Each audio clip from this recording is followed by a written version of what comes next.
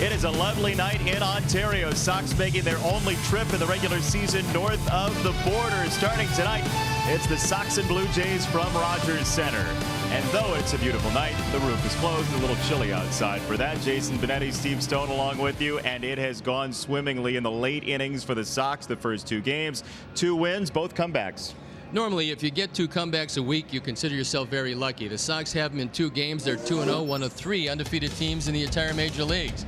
So Thursday, Yoan Moncada takes one down the line. It was a comeback for the Sox. This one put the Sox ahead. They went on to run it to 14-4 en route to a 14-7 win. Saturday, the 3-0 green light, and Wellington Castillo pounds this ball into right field. 2-run score, making it 4-3. The Sox made it hold up, and the Sox now as hot as you can be after 2 games. We're happy to see it. There's a lot of enthusiasm in that ball club. We saw Lucas Giolito grind out a performance 2 days ago on Saturday to help his team at least stay close. Reynaldo Lopez, another one of those young starters on the mound tonight. He was pretty much snowed out of Kansas City. Finds himself here with the roof on and a good place to pitch. Ronaldo's got good stuff. The fastball is lively. It moves late. And if he gets the off-speed pitches over the plate, he can be pretty tough. He is the number 3 starter on this team. So because of that, he's got to go deep into the game. The starters have done a good job, and Ronaldo in spring training threw it pretty well. Have an ERA below 4 in spring training. You're getting it done. And last year he was 3-3 for a team that wasn't all that great, but came on late. Hopefully he can get it done. The rotation has looked a whole lot better than we thought maybe it dared to look. Right now, everything going well. The offense has been the offense. And take a look at the lineup tonight. Huge speed in 5 of the last 6 spots in the batting order. Sox will take on the Blue Jays, a team they've had great success with on the road the last couple of years. From Rogers Center, first pitch just around the corner.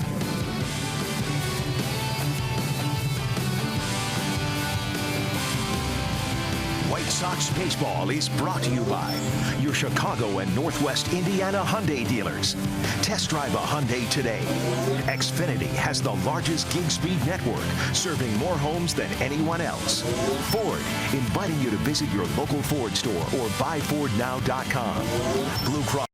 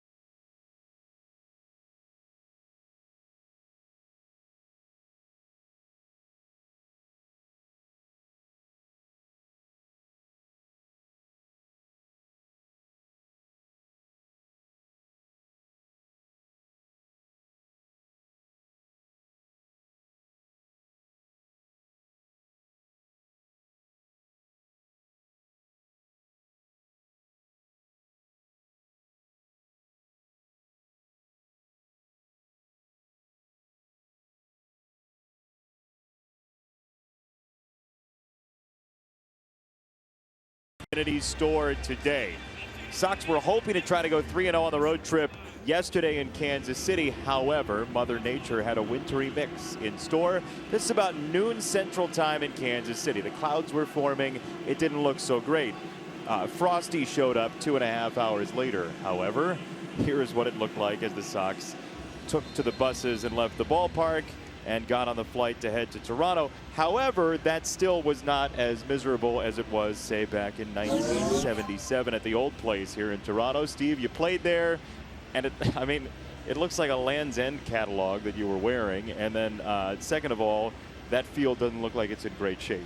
You know, I got to tell you, it looks really cold. It looks really miserable. It was actually worse. And in fact, we got snowed out of the opener, setting up the Canadian Babe Ruth. Doug Ault hit 2 home runs on opening day. They pushed the day back. Kenny Brett came out with 2 bats and shin guards on as he skied across the infield on the day that it was snowed out. A terrific start at Old Exhibition Stadium, and now here we are in this ballpark with the roof on, meaning we'll tell you about the oddities of that. It's going to be very lively tonight. We'll tell you why later. Yeah, that's the expectation, especially considering what the Blue Jays did here yesterday against the Yankees. Got a big grand slam late against our old pal David Robertson, and we will develop the Blue Jays 2-2 start as we go along. Here's the Sox lineup. Looks very similar to the first 2 games. The only major change is the left fielder. Larry Garcia is playing left. Nicky Delmonico out against a left-handed starter, in the Sox lineup, as we told you, is in comeback form already. Let's take a look at the defense, and now John Gibbons is going to run them out there tonight. Left to right. It's Granderson, Pilar, and Grichuk in the outfield. I would tell you the names of the left side, but let's stick with Solarte and Diaz and Travis and Smoke. And Russell Martin, the veteran catcher behind the plate. Jaime Garcia on the hill. He's a ground ball specialist, a sinker machine, if you will, at 5-10, 441 last year. You look at the numbers when he's right, and you'll know early. If he's getting ground balls, he can be very tough. If not, well, he's going to give up a lot of home runs. We'll see which it is early in this one.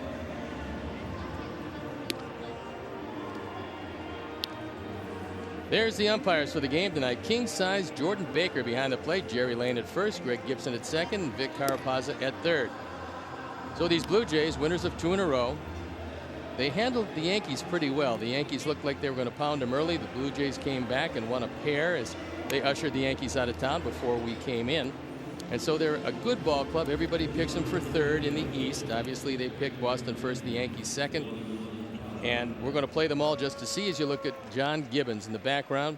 This is his second go-round as a member of these Blue Jays. He is a terrific guy. They love him here. And we're ready to play baseball, and Jason, take it away. Tell Marcus Stroman to get out of the way. We're trying to take a look at the manager. You know, he's a player. He doesn't know TV quite as much, and it's angles. You know, geometry wasn't his long suit. Sox will go with Moncada at the top of the order. Thanks for joining us this lovely evening on WGN Sports. Our entire crew is here, and we are ready to bring you 9 innings of baseball, and we are underway with ball number 1. Yoan Moncada, with both of his hits being extra base hits already this year. If Garcia keeps it up, he will give up a lot of runs tonight. Through the left side, base hit. Good start. Yoan Moncada is on. Take a look at the location, and you'll see why he better get the ball down. Now, the first inning, second inning, sometimes when you have so much adrenaline, the sinker doesn't sink. There's an example of it. It's up in the eyes of Yoan. He takes it through the left side. This is a very lively park. However, it used to be artificial surface all the way through the infield. Now it's not, meaning you're going to get different hops because the ball will come off the artificial surface to the dirt and create a different spin. It wasn't like that until this year. So we'll see if the infielders have some difficulties, especially early in the ball game. Well, the infielders, as you said, are likely going to be busy. Jaime Garcia, every year he's been in the major leagues, has been at least 53% ground balls. There's strike 1 to Abisail Garcia, who's got already 2 multi-hit games this year to his name. He's 4 for 10. Garcia came into this year 12 games over 500 back-to-back years. He won 13 games with the Cardinals. That's who brought him to the major leagues initially. There's one of those ground balls at the wrong time. Diaz, Travis, and Smoke as we introduce you unwillingly to the Blue Jays middle infield.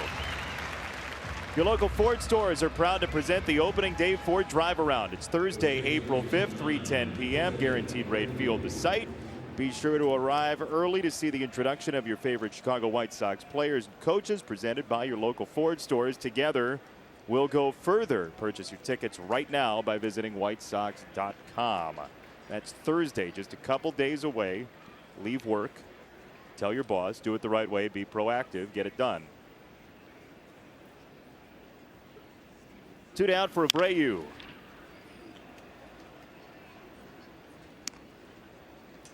We told you the Sox have had great success here at Rogers Center the past couple of seasons. A .294 average, .486 slugging, and only 1 loss. Well, you can see they've dominated this Blue Jay team, and we'll tell you one of the reasons why tonight will be very lively. If you throw ground balls, you don't have to worry about it. If you don't, you have big problems. Late swing by Jose, 2 strikes. Everything Garcia throws moves, and he throws everything. He's got his sinker. We told you about that. He's got a curveball. He's got a cutter. He's got a changeup. They all move, and they all move late.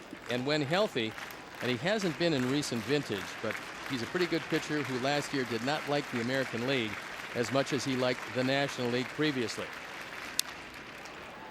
There's a slider for you. Still 0-2. Good pitch, especially when you're 0-2. You bury that one down and out of the strike zone. There's very few pitchers who have good enough stuff to get good hitters out in the strike zone. They depend on the hitter expanding his strike zone. They depend on going low and in, up and away, up and in, but out of the zone.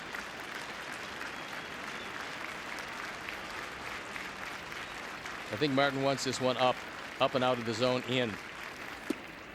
Low and in near shoot tops.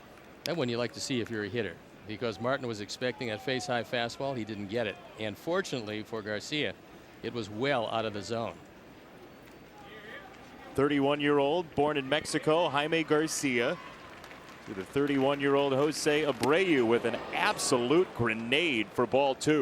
Yeah, he was trying to keep the ball down. You could see that. Decided to throw it maybe 42 feet. Umpires really hate this. Hitters don't care so much. Catchers don't like it, as Russell Martin does catch it.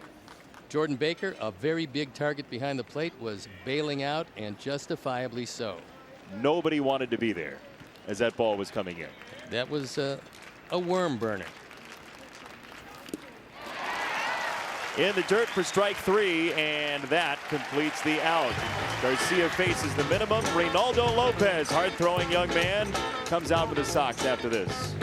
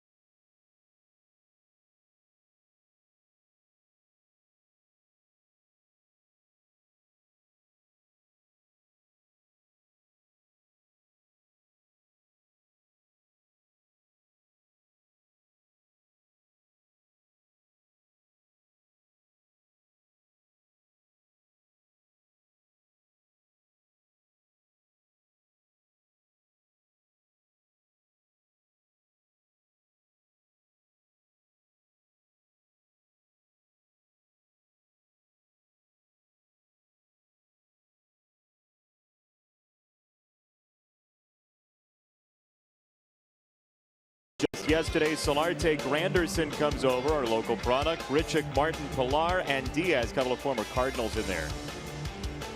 This is how Ricky is going to send them out there tonight, left to right. It's Lurie, Adam, and Abisail in the outfield.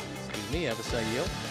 With Yomer, Tim, Yoan, and Jose in the infield. Wellington behind the plate, and Reynaldo Lopez on the hill. There you look at the numbers from last year. He's got a big fastball. He likes it, and he should. He can get it up there. Probably the hardest throwing pitcher on the White Sox, and he's got his work cut out. This is a pretty capable offensive team for these Blue Jays. Toronto starts with Travis, who is oft injured, and he sees a 97-mile-an-hour fastball to open. Fastball is big, there's no doubt about that. But with the inability to get it over the plate or have his off-speed pitches to set up that fastball, it's going to be a difficult evening for the young man, but it'll come back to him. He'll get the job done. You know, it would be terribly nice, Steve. Yes. Getting one of the first 4 batters of the game out. With 2 wins, the Sox still have not gotten any of the first 4 batters of the game out. I'm thinking if he gets it in the zone with just a little off, that ends right here.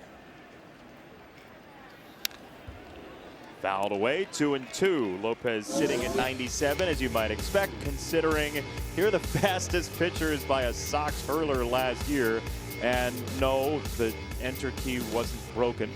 Well, he also, look, has the top 8 fastest pitches and 9 of 10, with only Carlos Rodon spoiling the party. This guy throws hard. That one 98, 3 balls, 2 strikes. Every pitch has been a fastball. You don't want to walk him. You figure a fastball's coming here because Donaldson's in the on-deck circle. A DH these days.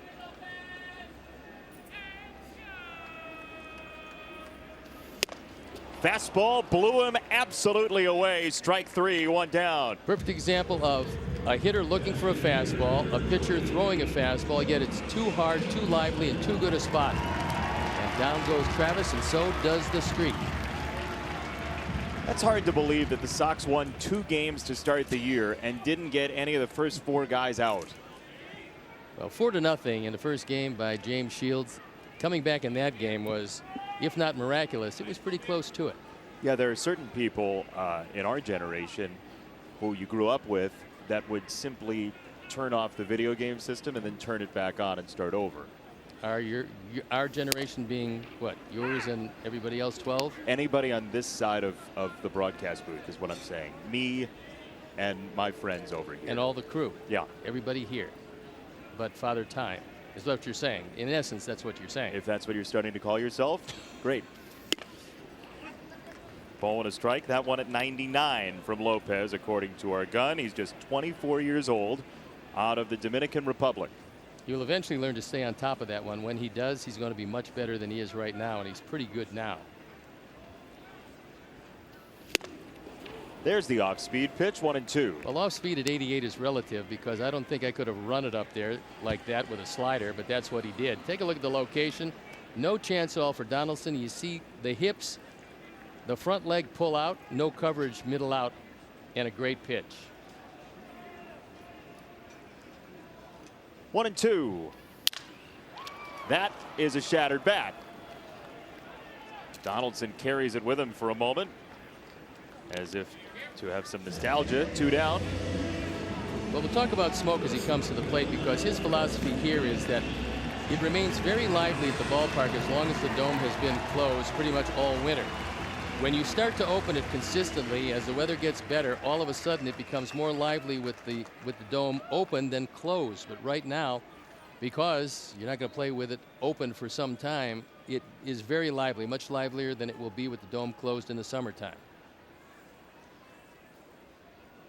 However far it flies, he's the reigning American League Player of the Week because of that 7 for 15 that you saw, coming off his best season in the major leagues. He was worth 3 wins according to Baseball Reference's version of WAR, wins above replacement.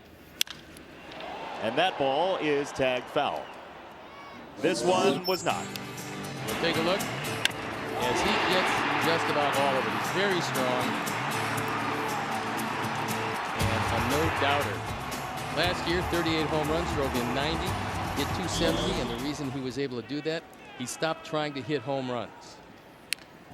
It seems counterintuitive, but as he stopped hitting home runs, because this is the #1 draft pick, he came up and everybody said, wow, this kid from Goose Creek, South Carolina, which, by the way, is one of my favorite towns, he can really hit. Well, he took that to heart and tried to hit every pitch out of the park. These days, he's looking for contact, and he hits it a mile. So So as an extreme pull hitter from this side of the plate, you see the shift. And once again, by the new collective bargaining agreement, all players in the field must have their names over their heads. That's strike three. He was looking for a fastball, and he's still looking for a fastball. Lopez strikes out a pair. We're scoreless through one.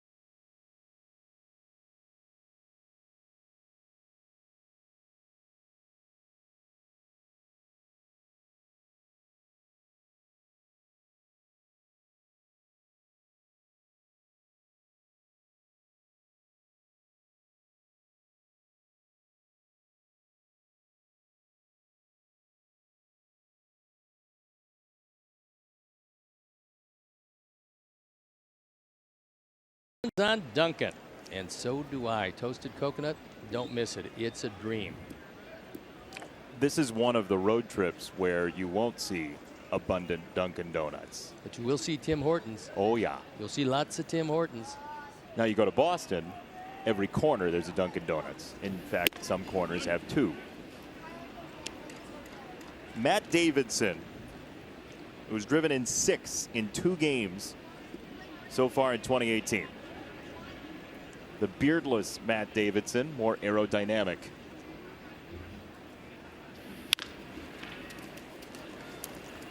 Solarte at third, and Jan Hervis Solarte throws out Davidson for out number 1. In the meantime, it shows you that high sinkers can be somewhat as effective as low sinkers. Not quite as effective consistently, but so far on a couple of high pitches, Garcia's still gotten ground balls. That one was up at the letters of Davidson. He was able to get over the top of it because of the sink and pounded harmlessly to the left side.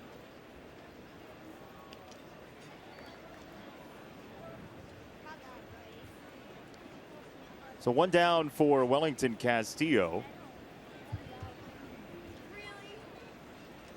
Newcomer for the Sox takes the ball. You were talking about Josh Donaldson not playing third base. Solarte's over there. Donaldson's dealt with what they call dead arm. He just can't get the ball from third to first. Well, dead arm is a nice term. He's got a sore arm, and they don't know how to cure it quite yet. They don't know when it's going to come back to allow him to play it. And by the way, with this defense, which is swung around to the right side, you don't want to throw Castillo anything he can pull.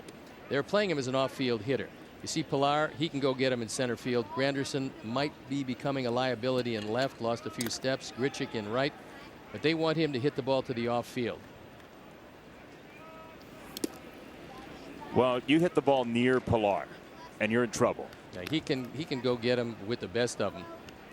And because they always send advanced scouts to every place, including Kansas City, in those weather conditions, they've seen Castillo hit the ball to right and right center. Wellington took one step toward first. And that pitch close, but called a strike. If Garcia goes in there again, Wellington opens up, guessing inside. And you have the luxury to do that at 3-1. He's going to hit it hard. Wrapped foul, 3-2. Family Sundays feature tickets as low as $5 in the upper level, $15 in the lower level. Parking only $10, plus special family-focused activities located throughout the ballpark. Family Sundays proudly presented by Coca-Cola. Coca-Cola, taste the feeling. Visit whitesox.com/Sundays to buy your tickets today. That's called strike three as Garcia peppers the lower right quadrant for his second punch out.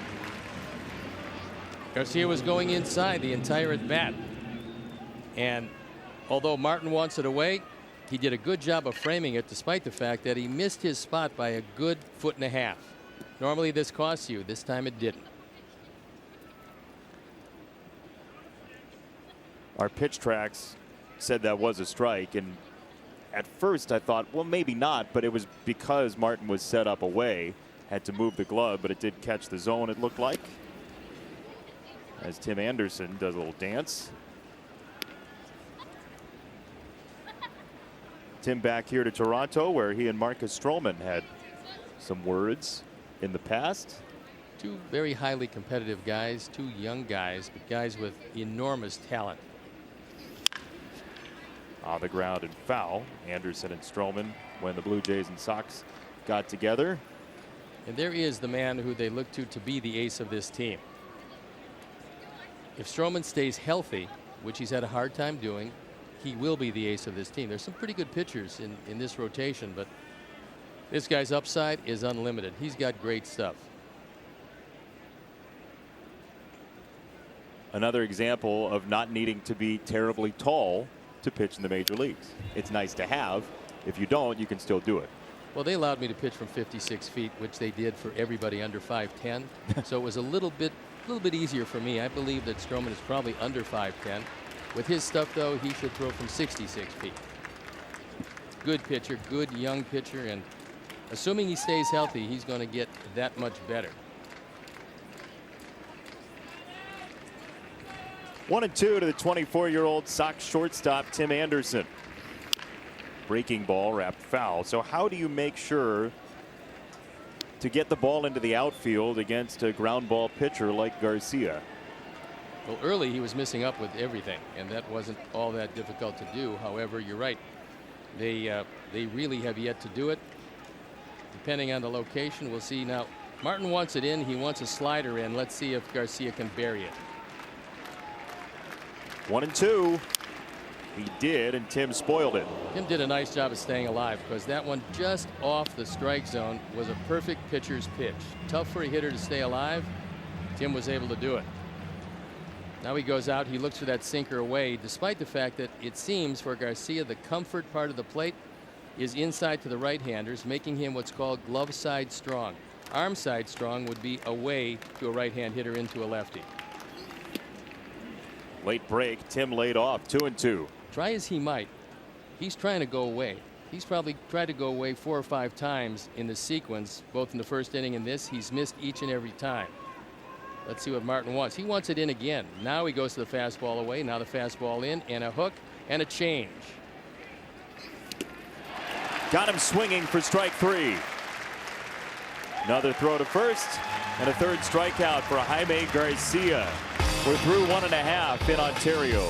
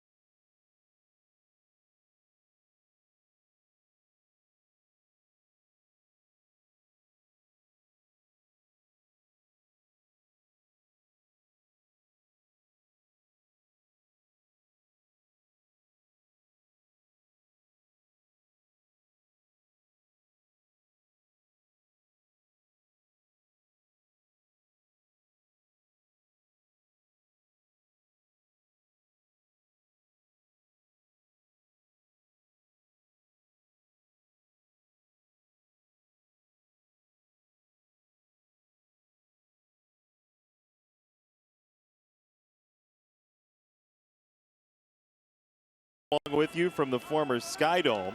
Hard to believe that this place opened in 1989. And Reynaldo Lopez just pitched a pretty good inning in his first trip here.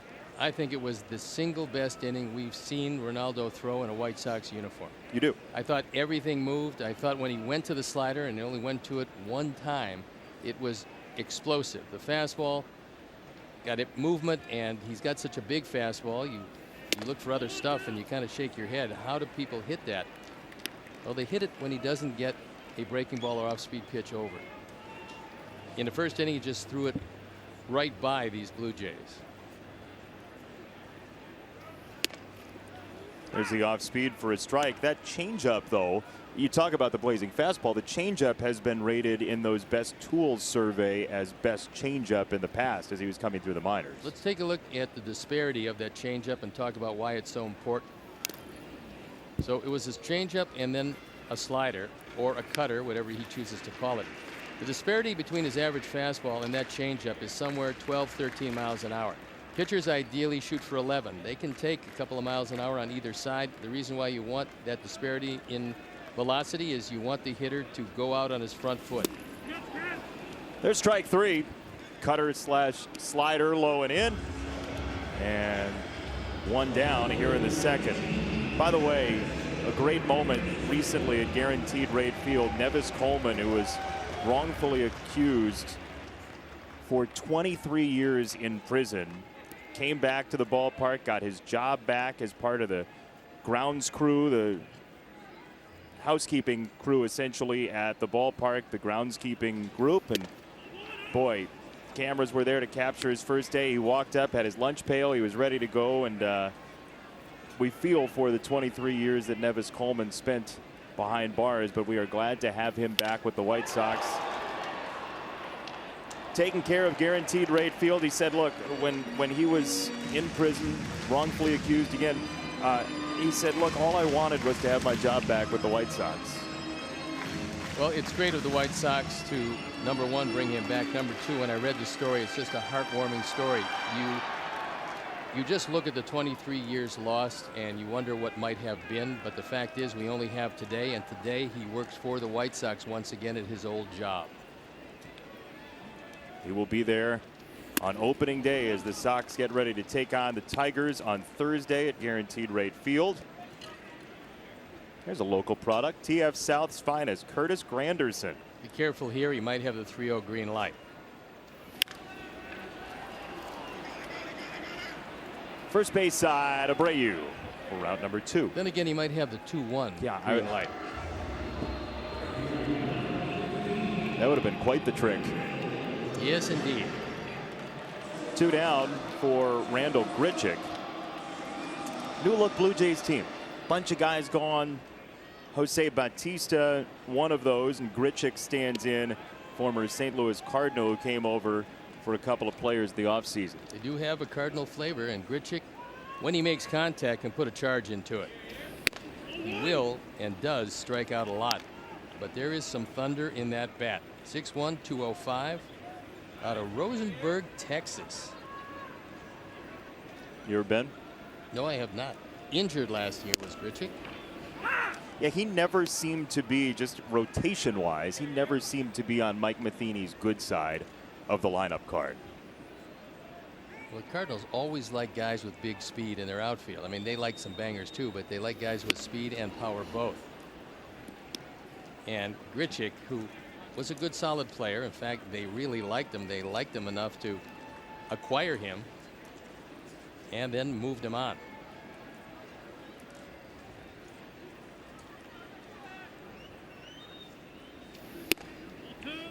Up and out, 2 balls, 2 strikes on Grichuk.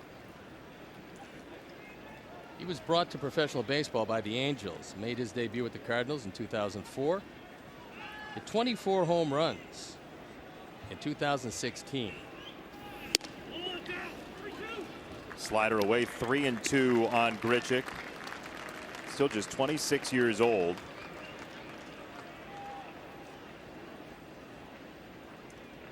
Russell Martin is next. Lopez trying to end this inning. 3-2. runs inside. He missed with a fastball. First Blue Jay base runner. Your 2018 Chicago White Sox, presented by Guaranteed Rate, your trusted teammate throughout the mortgage process. Experience the difference today at rate.com.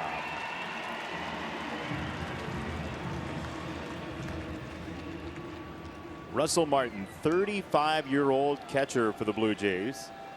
He's a Canadian, and one of the reasons they brought him back was they felt that he had a lot of play left. This is his 4th year with Toronto.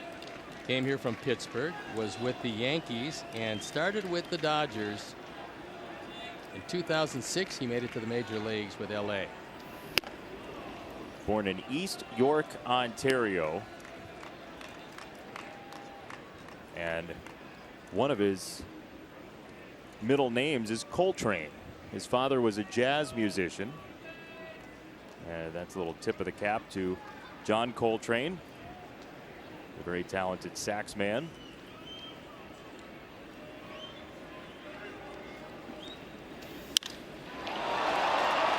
In the air, right field. Avi's back on it, and that'll do it.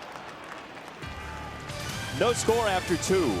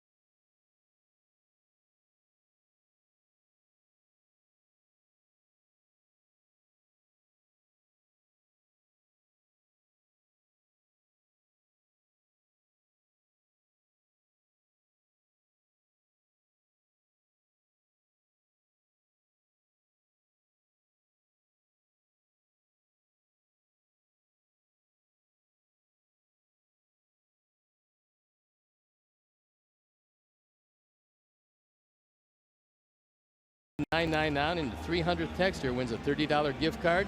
Subway, so much sandwich. So much blue in the crowd here at Rogers Center. Thanks for joining us from Toronto, where the Sox are 2-0 to start the season. 2 wins in Kansas City. Sox are the only remaining unbeaten team in the American League through 2 or 3 games. That is pretty amazing. Only 3 unbeaten teams in all of baseball heading into tonight. And this is where the speed comes in this lineup. This is how Ricky Renteria decided to put him out there tonight. And you got Lurie. Well, you start out with Anderson, Garcia, Sanchez, Engel, Moncada, to a certain extent Garcia. Pretty big speed at the bottom part of this order. So if they get on, they're the table setters. They can steal some bases, and against Russell Martin, that's probably a good thing to try, because at 35, maybe not quite the mobility he's had, nor the arm strength. He still gets rid of it quickly. Still a great caller of the game and blocker of pitches, but maybe not quite the electric arm he had when coming up with the Dodgers.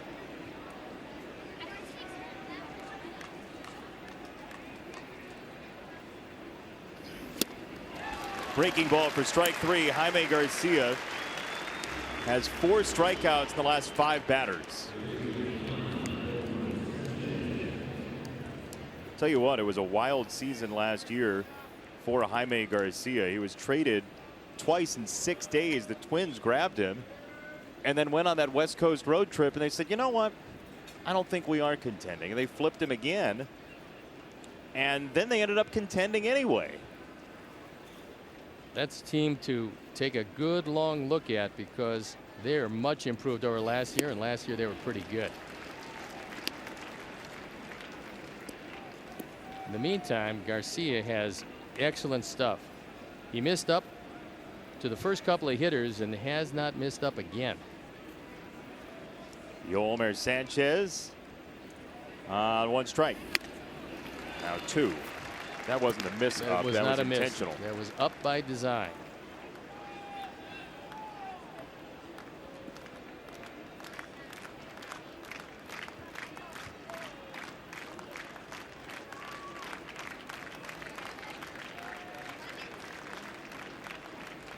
Oh, 2. Spoiled by Sanchez.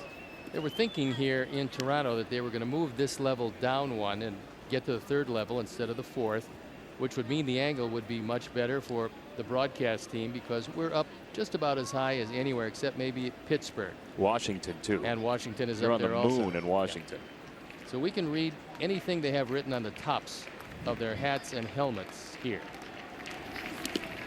I like this view. I like being on top of it.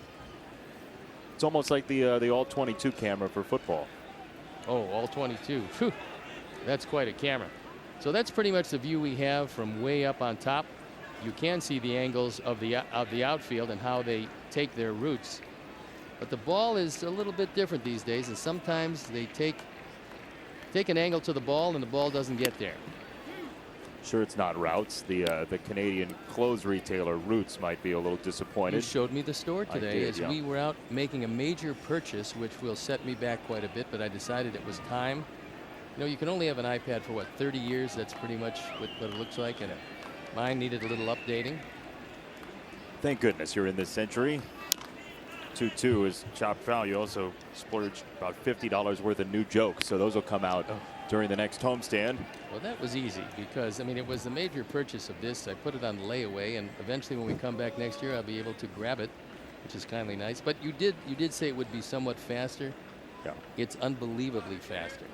Well, your last iPad was getting Hartford Whalers scores, so I think he got him. I think so too. And Sanchez is on his way to first at some point. There he goes. Second base runner for the Sox with 1 out in the 3rd here. Once again, we talk about Russell Martin wanting everything away when he calls it, and Garcia keeps throwing it in. So eventually the guys are going to figure out that they might give him the outside corner and just open up early, look for something in, and then pound it. John Gibbons may want to challenge this. We'll see.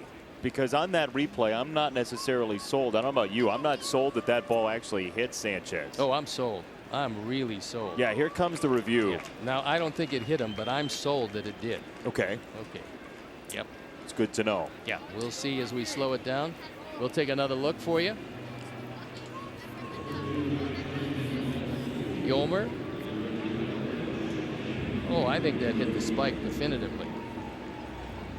So the good news for the Sox is that you need indisputable video evidence to overturn the call on the field. And the call on the field was that he was hit by the pitch. Well, that's the best news. But they do have a couple of angles that are different. That you really couldn't tell one way or the other. If that becomes the definitive angle that they have, or at least the best look at it, then the call will stand because you can't tell enough by that. You don't know if it caught the bottom part of the spike or anything else with that angle. But again, they have a few of them. And so as Jerry Lane takes a look at it, and Greg Gibson has been told the funniest joke he's ever heard in his life, we will move on with what should be a fairly quick replay. Interesting, Jerry Lane being here. He was involved in quite the odd situation involving the Phillies the other night. Here's one more look. The shorthand version, by the way, of the deal with the Phillies was Hobie Milner was called in by Gabe Kapler, the new manager of the Phillies, but Milner hadn't taken any warm-up tosses. Jerry Lane said he gets 5 instead of the regulation 8. There was some protestation by Baseball Society to say, well, hey, Jerry should have just told him none, but it's umpire discretion. But Jerry Lane was pretty candid after the game, saying that he doesn't have any sympathy for the Phillies. He does for the pitcher, so he's just trying not to get the kid injured. And he stays at first, and I have to believe that he stays at first because of lack of definitive proof. Yeah. And I credit Jerry Lane with that. Protect the young man every chance you get. Protect the players if you can, with somewhat within the framework of the rules. And so, I mean, for Jerry Lane, that's a good call, because the young man will continue his career instead of possibly going out there with few warm-up pitches and then coming in and getting hurt.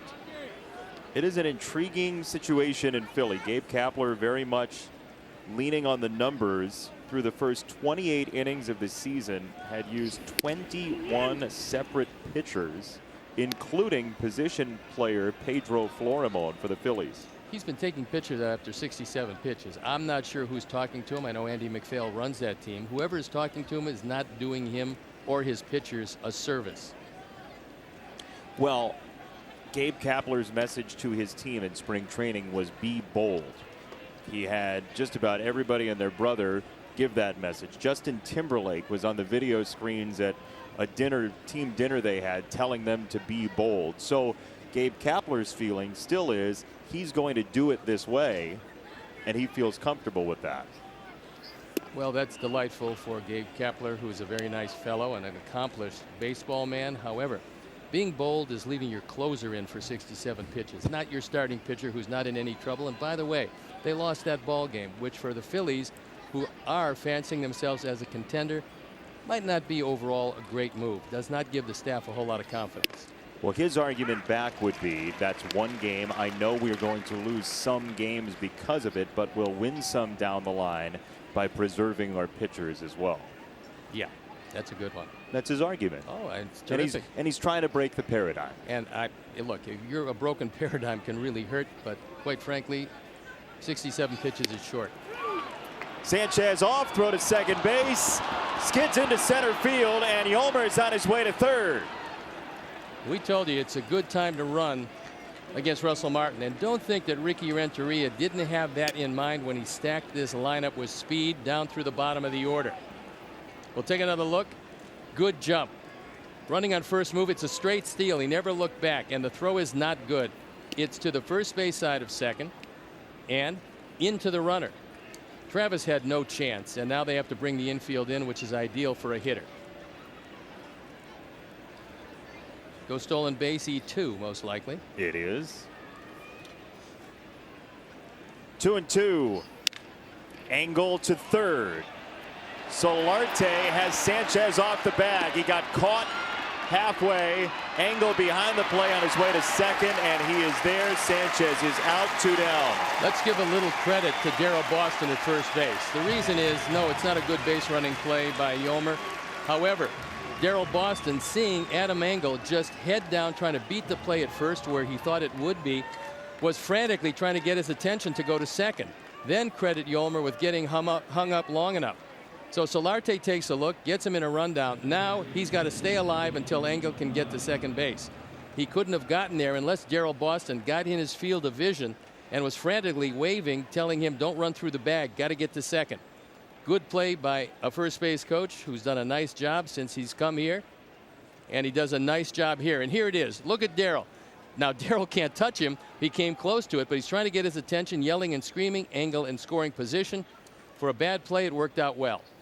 And you saw Nick Capra behind the play as well, trying to direct traffic in the third base coaching box. It's very easy in those two positions to kind of just not fall asleep out there, but not necessarily be as engaged as possible, because there are a lot of plays you're just not involved.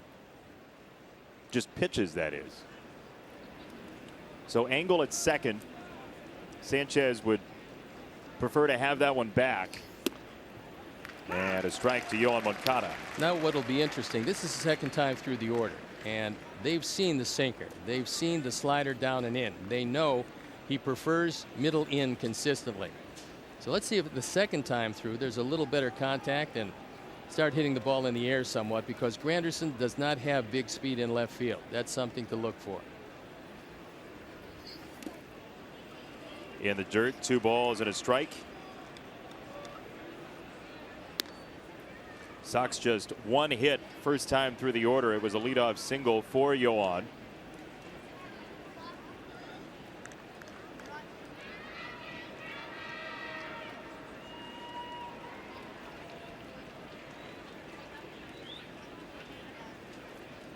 Two one. Arches in for a strike. 2-2. Tolar has a good arm in center field.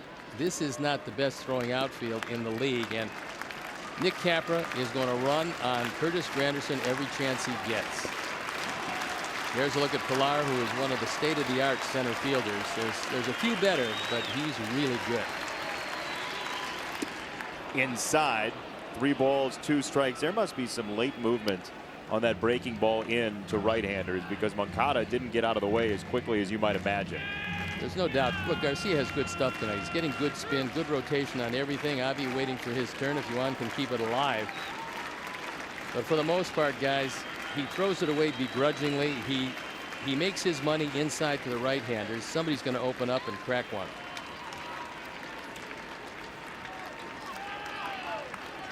Three and 2. Inside, ball 4. Close pitch, nice take, 2 on.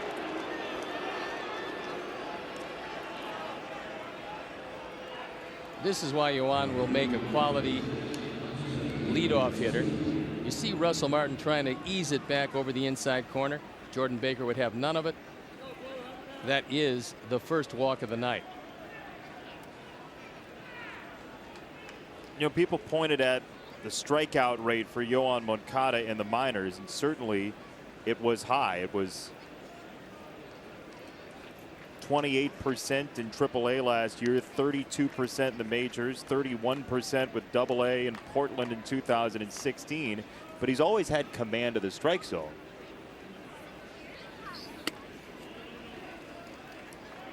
All you have to do, and it sounds a whole lot easier than it is, guys. Otherwise, I wouldn't have hit 100. But you just give up middle out. Give it up. Look for something inside. It's going to be there, whether fastball or slider, or to a certain extent, even changeups, off-speed breaking balls. It's going to be inside probably 80% of the time, judging by the early going.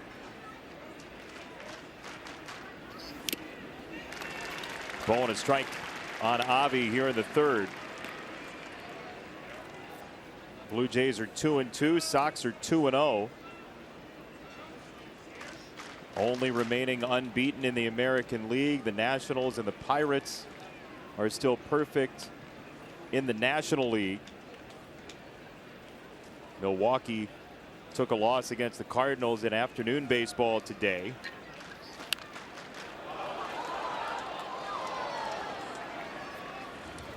This is where the base runners have got to be aware of a buried slider in the dirt.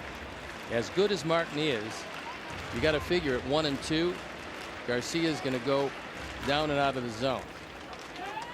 We'll see if Martin likes the high fastball here, if he does want that buried slider.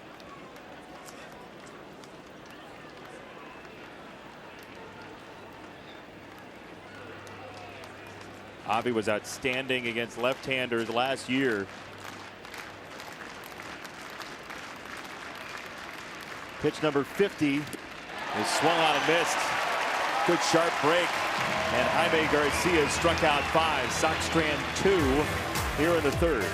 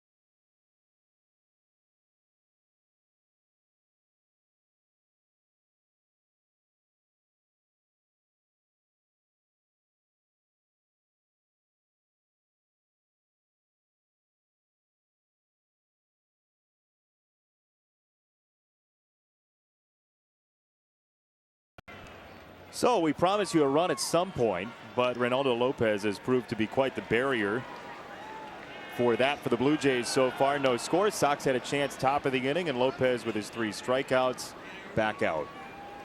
The Blue Jays have 16 less players from last year's team. That is the turnover in this team as they go forward into this 2018 season. That's a lot of movement. I thought you were going to say they only had 9 players on the roster tonight. You win it shorthanded, you get 5 victories. Yeah, There's a new rule for you.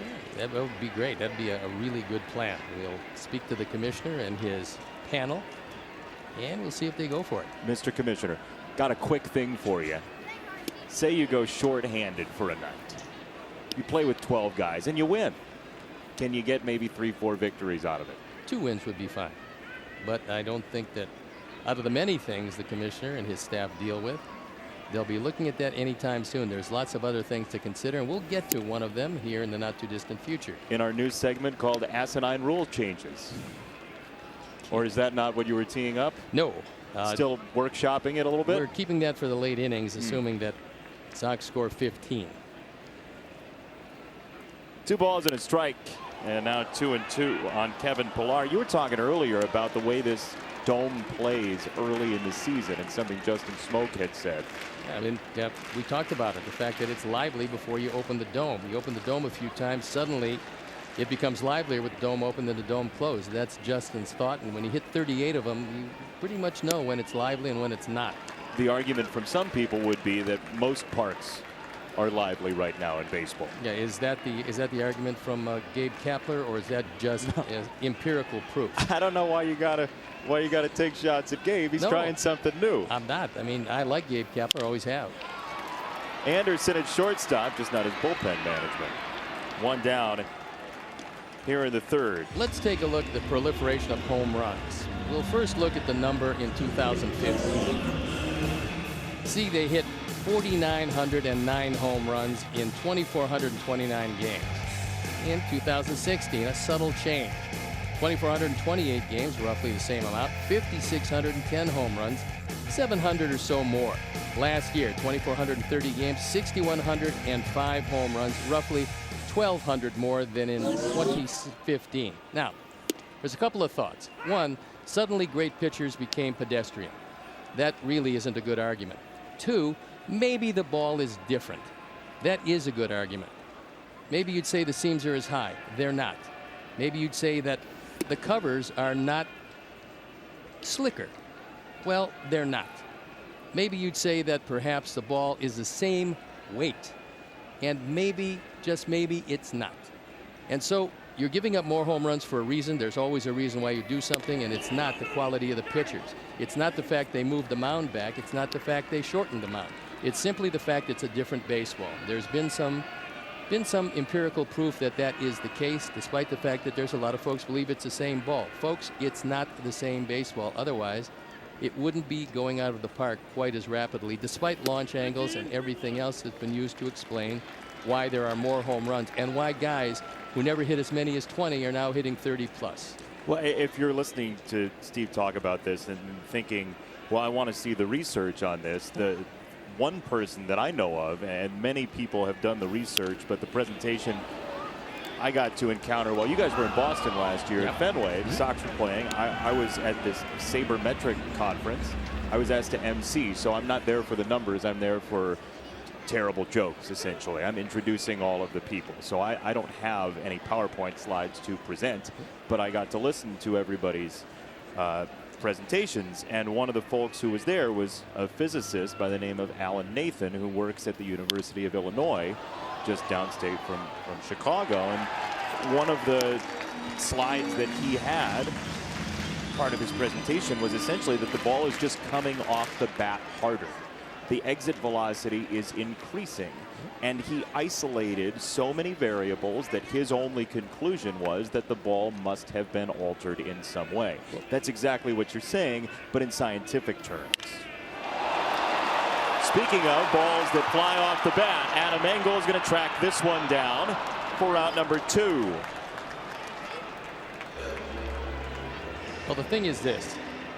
Justin Verlander has been a very good pitcher for a long time. And what pitchers do, what I did, what everybody who pitches does, you know the exact feel of a baseball. You know when the seams are a little bit higher.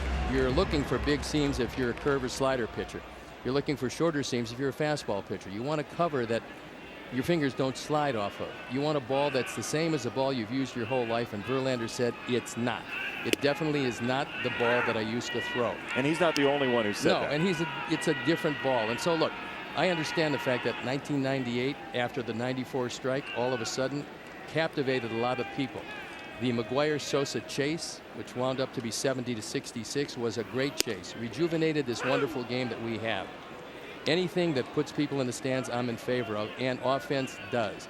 And that whole campaign at Chicks Dig the Long Ball, one of the reasons it came out was everybody was hitting home runs. Greg Vaughn, by the way, hit the most silent 50 home runs in history that year, because everybody looked at McGuire and Sosa and said, wow, 70 and 66. They watched the chase. It was dramatic.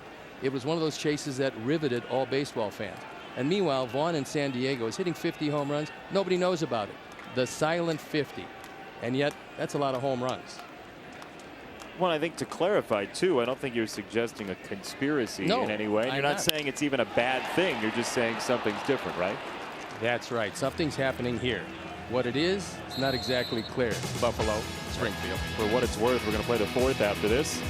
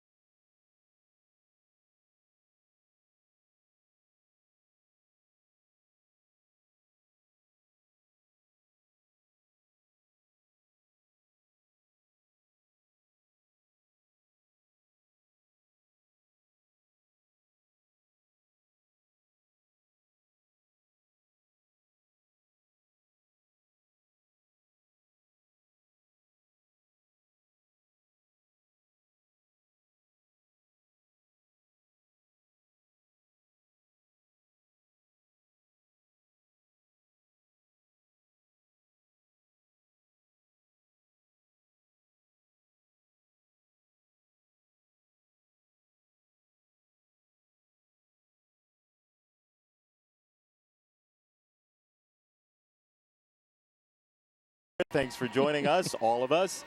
The Sox 2-0, trying to get on the board first here in Toronto, and it's been a fun season to start, huh? And if you like pitching, this is the game.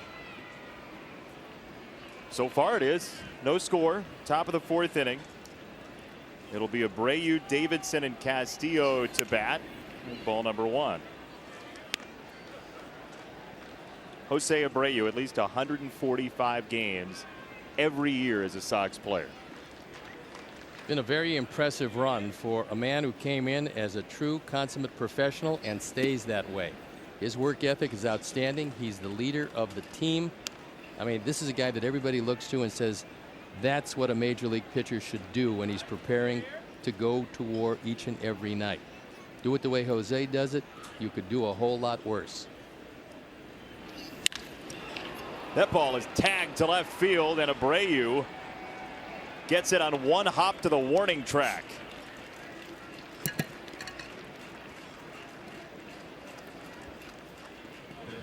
Second time through the order, and perhaps now Garcia becomes vulnerable because that one was on the outer third. However, it was knee high, not calf high, which is where his best sinkers go.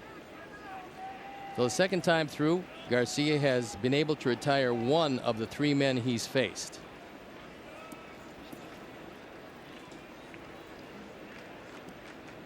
By the way, we urge you, if you have any objections to what we had to say, please tweet at Jason Benetti, and he will straighten out everything because he's much more accomplished than me in this tweeting stuff. Yeah, but I want to clarify too. I think it's important to note that baseball has had changes in the game, whether it's the ball or equipment or whatever. That happens. That's a thing that happens throughout the course of the game. So I don't think you're suggesting anything negative, even or nefarious. There's no conspiracy. It's just the way it is. Right. I think there's a major difference, and anytime there's a rule change, whether it be, now in the minors this year, starting with a runner at second base for each team in the 10th inning, trying to speed the games up. Anytime there's a rule change, I think we immediately rush to kind of clutch and say, well, you're hurting the sanctity of the game. Rule changes are a major part of baseball history. Significant rule changes. Well, most of the rule changes have, and again, I don't have a bias here, but most have been toward the hitters. 1968, Bob Gibson, a 112 ERA. That was in the National League. Louis Tiant, 160 in the American League. Denny McLain won 31 games. They lowered the mound the next year. They took it down to 10 inches high. And then just when things were starting to even out a bit, as pitchers were adjusting to the new height of the mound, then they allowed their hitters to armor up the left side, armor up the right side. You could get closer to the plate. You didn't have to worry about the intimidation factor because you were padded up sometimes from wrist to bicep. And so you could stand on top of the plate, leave that elbow out there, and live to fight another day when in years past you wound up with a broken elbow out for the year. I mean, it happens in every pro sport. Rule changes based on what the league feels the fans want to see. Just ask a defensive back in football right now how much more difficult it is to avoid pass interference than it was 15 years ago, let alone hits. How about Jerry Sloan and Norm Van Gleer and how they played defense? They played within your own uniform. Solarte at third, quick trigger, the turn is there, double play. Second one for the Blue Jays tonight. All right, time for Sox Math. It's brought to you by Audi, your Chicagoland and Northwest Indiana Audi dealers. Visit AudiOffers.com for exceptional deals. Hashtag Sox Math on Twitter. First correct answer wins a prize from here in Toronto.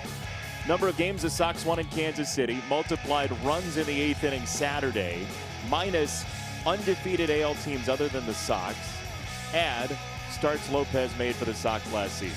That's your Sox Math question on Twitter. First correct answer, hashtag Sox Math wins either Steve's lineup from tonight or a can of cranberry juice from the kitchen downstairs, something from Toronto. That might give people added incentive because, as we've mentioned before, coming to Toronto, for whatever reason, they have just wonderful cranberry juice here. Some of the best I've ever tasted. And so, some of? Yeah, I mean, it's got to be the best. I keep testing 6 or 7 cans per game. Working very well. You just want to see if anything's changed in the makeup of the cranberry juice. Yep, and it's still wonderful. The crew said it's made with real sugar instead of high fructose corn syrup or some such thing. You know, you never hear of low fructose corn syrup. You do in some of the lesser products, but not in these products.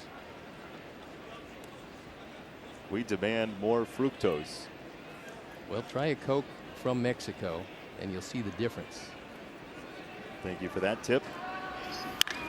Castillo rocks this ball deep to left field. Wellington Castillo with a demolition to the second deck. The Sox take the lead in massive fashion in the 4th.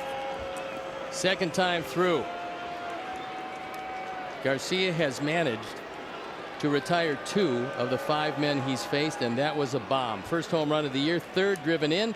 Sox have the lead, courtesy of Wellington Castillo, who's hit a couple of balls exceptionally hard, one to right field to win a game, this one to left field to put the Sox on top.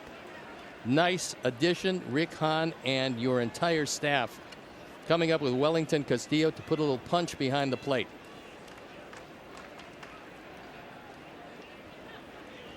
Well, they've called him beef in his career. That was ground beef. He crushed that one.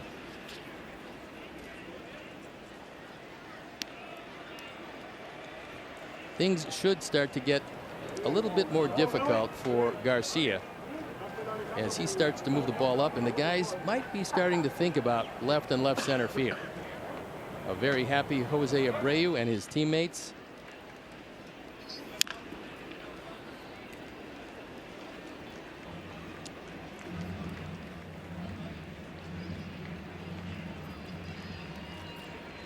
It's been a very happy dugout all year long. The chemistry for a team that had some difficulties last year is really remarkable on this team, because you hear about teams that like one another. This team loves one another. It's really amazing when you go down in that clubhouse and you can feel the electricity. It started first with Ricky and his staff. It started first with all of the new toys, if you will, afforded them by Rick Hahn and his staff. And now the team is melding, and now the scary thing for opponents is they're starting to believe in themselves. That's the first way a team comes together. Well, you can read predictions or anything else, but the team has to believe that on a nightly basis they're going to be unbeatable. The second thing bringing them together is a gigantic boombox that at least two people have to carry in order to get it on any mode of transportation. You know, it's funny, I hardly noticed it last night on the plane. It's like the movie Say Anything, but multiplied by 1,000. The thing is just enormous. In the meantime, Garcia is having some problems. There it is. And that's it. It's usually a two-man boombox, but Lurie shows you that it can be a one-man boombox if you're astonishingly strong, which he is. We should start calling it Vinny. Vinny Boombox. Wow.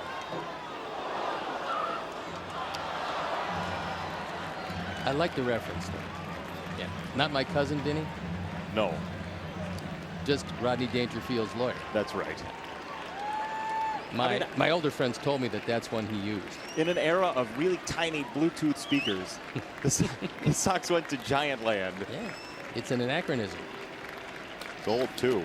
Check swing, ball in the dirt, and he did go. Tim's got to peel away, and that's another drop third strike to end an inning. But Wellington Castillo with a crushed baseball, and the Sox lead 1-0.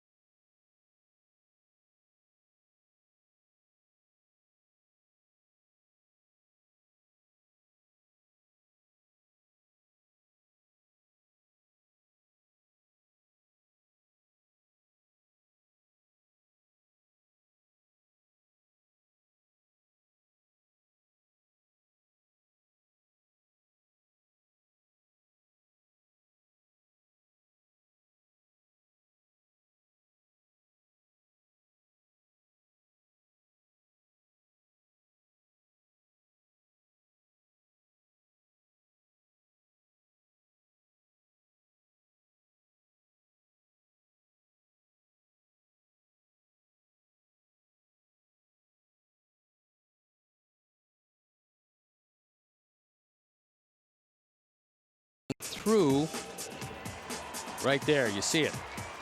That's the record outdoors versus indoors. Now I'm supposed to make a comment on the comparison. Wow. Shop in store or online at mybobs.com. Dare to compare. That's actually the Sox Math prize for today. You're going to get that worksheet that says comment on pair. Nice ad lib there. Thanks. Stoney. Josh Donaldson rips this ball to third, but Sanchez is on the case and one away. First real break of the game. I say that because it's a hanging slider right down the middle, and if Donaldson was the Donaldson we've seen in years past, the MVP, Josh Donaldson, he clubs this one. Hanging off speed pitch, and Donaldson missed it. Oh, he hit it hard, but on one hop. when you see that as a pitcher, you're very lucky to get away. Yolmer with quick hands gets it across, and Donaldson is the first out. I like when fielders look back at the glove as if to say, did I actually catch that cleanly? Yeah, he was looking at see if it went through his glove. Now Smoke, strike one. But to your point about Donaldson typically hitting that pitch, part of maybe him not being on the pitch is that Lopez has been a first pitch fastball guy for the most part tonight. Well, he's done that to get ahead. There's a look at their former MVP. Donaldson really struggling with his shoulder, and it appears to be affecting his stroke somewhat, but he's still awfully dangerous. Good time for a changeup away. We'll see what Wellington wants. The second to last pitch was a changeup, and Smoke was well out in front of it. 1-2. Fastball hit in the air to left. Garcia is back on it for route number 2. Here's your Sox math presented by Audi answer. And for the second time this year, Turkish Hammer 3 is your winner. 2 games won in Kansas City. 3 runs in the 8th. 2 times 3 is 6. No other unbeaten teams in the AL, plus 8 starts for Lopez with the Sox last year. 4 teams your answer. Turkish Hammer 3 is your winner. Remember, if you win Sox math, you are entered to win the first half championship. In 2018, we will crown a Sox math champion, and you will have a wonderful prize waiting for you, involving a trip to the booth to see us. Well, your observation earlier is something that Wellington Castillo picked up, because he was throwing an inordinate amount of first ball fastballs. This time through the order, Wellington is calling first pitch changeups and first pitch sliders, knowing that the hitters will have adjusted the second time around. That is out number 3. Tim Anderson very quickly takes care of Solarte. Lopez rapid fire through 4. 1-0 Sox.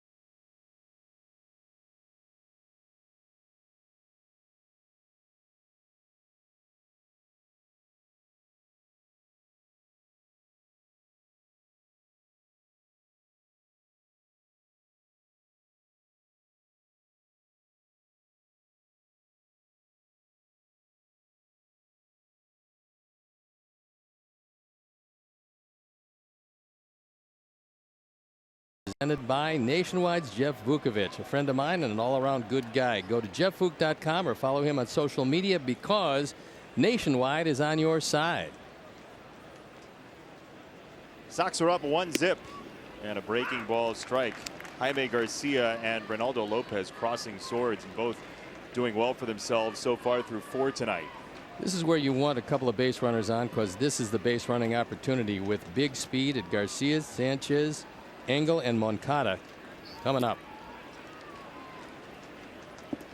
Garcia in for Delmonico in the starting lineup for the first time this year. And you said it, when you put Larry into this lineup like he is, you have basically 5 straight spots with better than average speed, certainly. And you also have something else. You've got good arms all the way across in the outfield.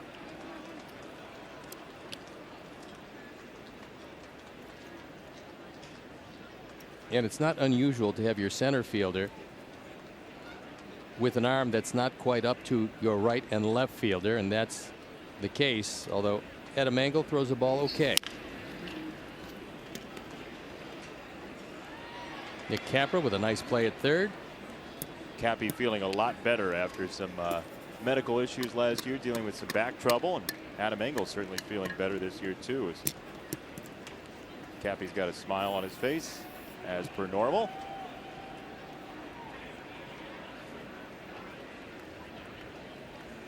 Two. Another ball in the dirt that Garcia gets a swing out of, and Jaime Garcia strikes out Larry Garcia. 1 away. Today in Sox history is a big day. You may recall this. You may have been there back in 2006. CC Sabathia started. He was gone as Jim Thome hit his first White Sox home run. Well, at least it was a cheapie. And Jim is noted for fairly short home runs. One of 134 in his Sox career, helping to build to 612 and a Hall of Fame career for Jim Thome. The whole world of power hitters can pull a ball out of the ballpark easily. But the distance that he used to hit home runs to left and left center field is absolutely amazing. What tremendous power to the opposite field for the Hall of Famer.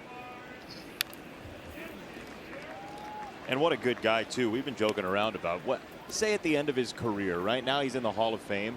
What if he just became a real bad guy? I think that his wife and son and everyone who knows him would be shocked and maybe pummel him about the head and ears if that ever happened. No, it's not going to happen. Possible. No, it's like Mother Teresa suddenly having a few bad days. Every time you see Jim Thome, he's doing something nice for somebody. He's doing something nice for Peoria. I mean, he gives so much credit to so many other people for his career. Peoria, the home of the Van Aken family, has been for years. And Jim, born and raised in that area, just a wonderful man.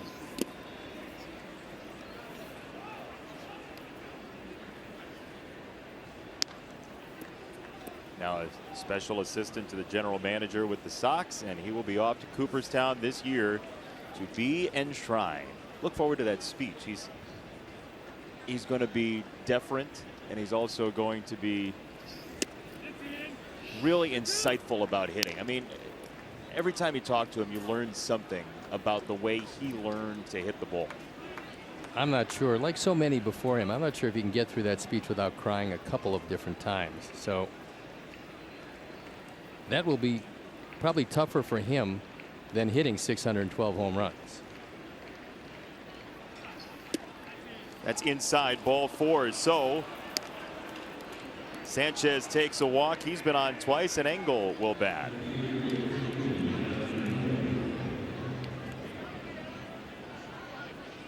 Now, when you look at this situation, you look at the infield, you got Smoke at first base, you got Travis playing up the middle at second.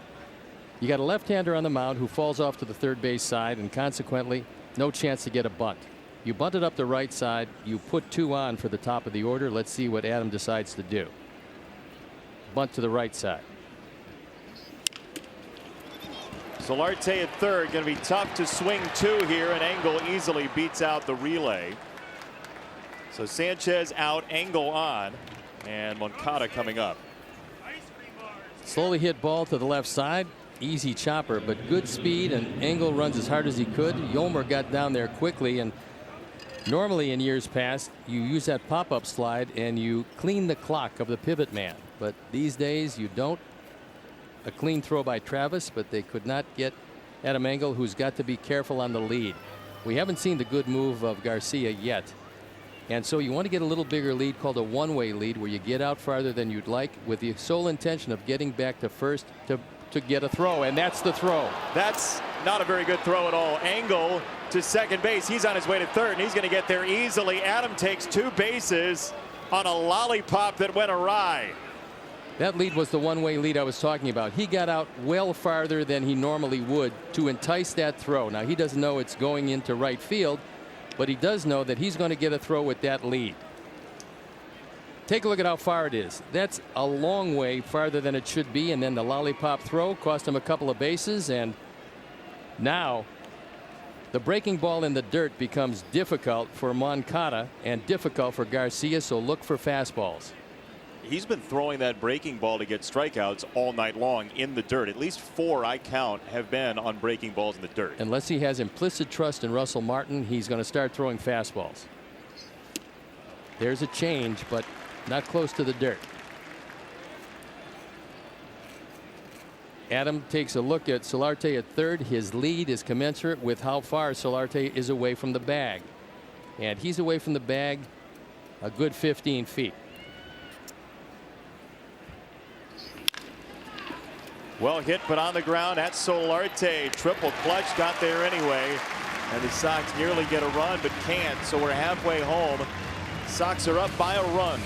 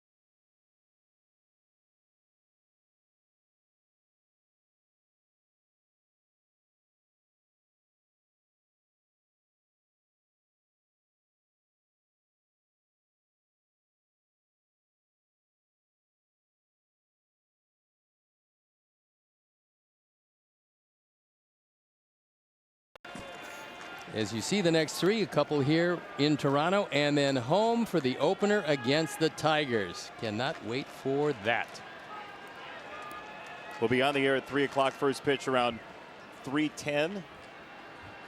Get there early, watch the festivities. Join us for Sox and Tigers as Reynaldo Lopez faces Granderson first. And there is strike 1 to Curtis Granderson.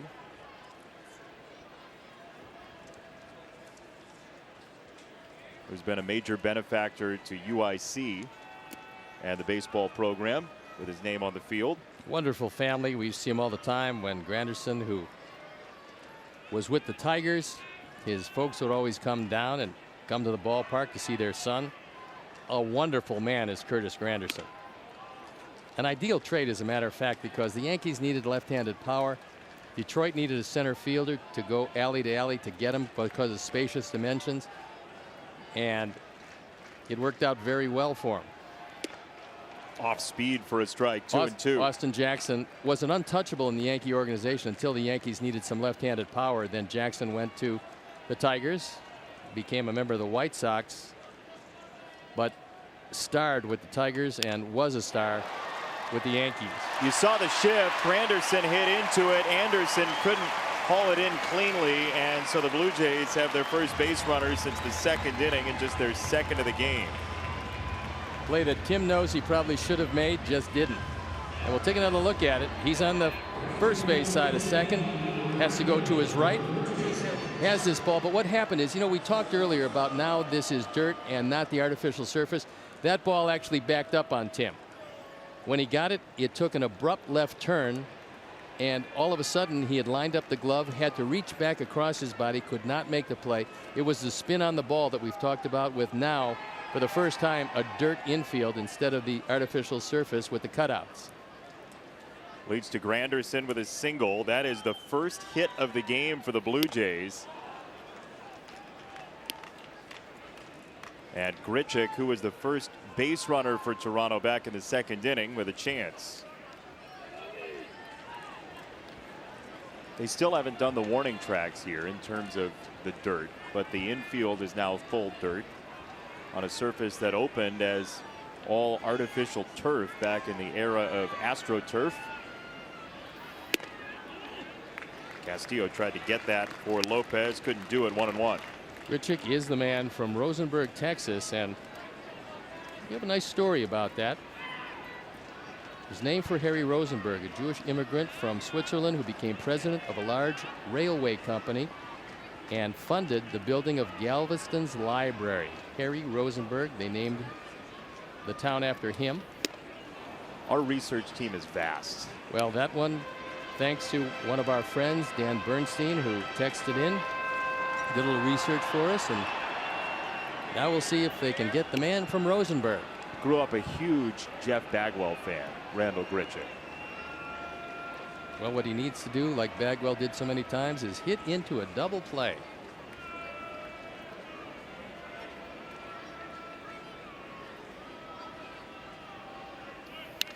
The stance isn't Bagwell. Nobody has Bagwell's stance, but there are some minor similarities between Grichuk approaching the plate and Bagwell. It wasn't necessarily the stance that, it was unique, certainly, and it looked a little like that squatting bear logo that the Cubs had in 1908 when they won the World Series, but it was his stride.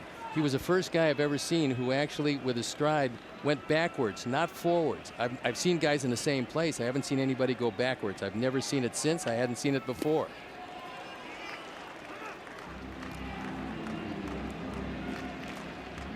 Two balls, two strikes. So Grichuk, who will swing and miss, has already got 5 strikeouts this year and 14 at bats. Where do you go? Best thing to go is that little slider away. Castillo looking over in the dugout to see if they want anything specifically. That looks like a changeup, and he wants it away. Granderson at first, 2-2. Way outside, Castillo pounces. 3-2, but it could have been a runner at second. Well, the years past, when Granderson had some pretty good speed, he would definitely be running here. We'll see what John Gibbons has in mind, but you have a prolific strikeout man in Randall Grichuk. You open yourself up to the double play, strike him out, throw him out if he does go. See how adventuresome John Gibbons in his second go around with the Blue Jays is in this situation. That appears to be a fastball away.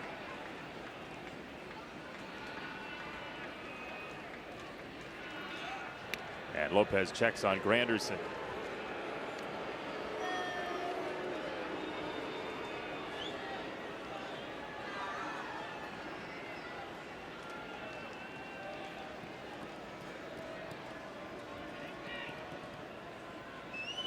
Just 6 steals last year for Granderson, 147 games. Fastball away again. Granderson goes, and the pitch fouled back. It's interesting, on 3-2, Granderson still looked back. He heard the contact, didn't know where it was. It was out of play. You mentioned the speed has waned some for Granderson after 3 20 stolen base seasons early in his career, starting in 07. Total of 151. Now in his 15-year major league career. 3-2. That's ball 4. 2 on for the Jays together for the first time tonight. Hey, there's no better way to watch a Sox game than in premium seating. Enjoy first-class amenities in our all-inclusive club areas or private suites. For more information, 312-674-1000 or visit whitesox.com. Ronaldo's been sailing right along. I figure with Martin up, he's just looking for a ground ball, get the 2. But if he throws a couple of balls early in the count, we will probably see Don Cooper making a trip to the hill to settle him down. Ronaldo has not been in any trouble at all. This would be the first trouble spot he's had. This is when he's got to really batten down the hatches.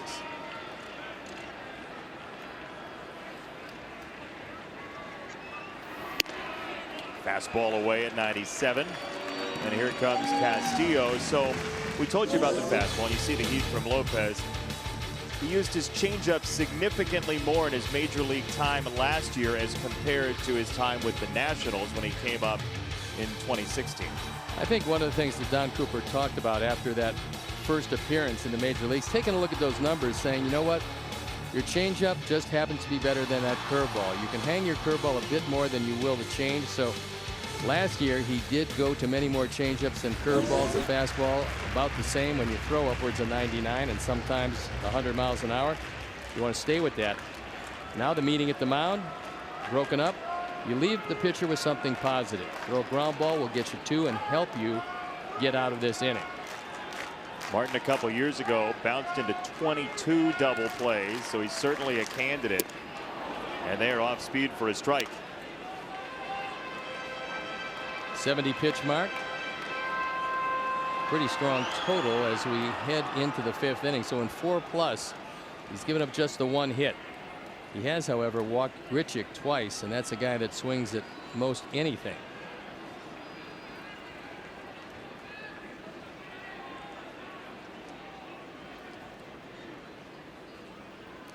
One. That's a strike. That was a strike, and Russell Martin might not like it, but it had the whole zone. And this year we've seen a concerted effort to call more high strikes. And even though Wellington sets up outside, this is a lively fastball inside and had the plate. Almost has the illusion of rising there. But it is an illusion because the ball just doesn't settle quite as much.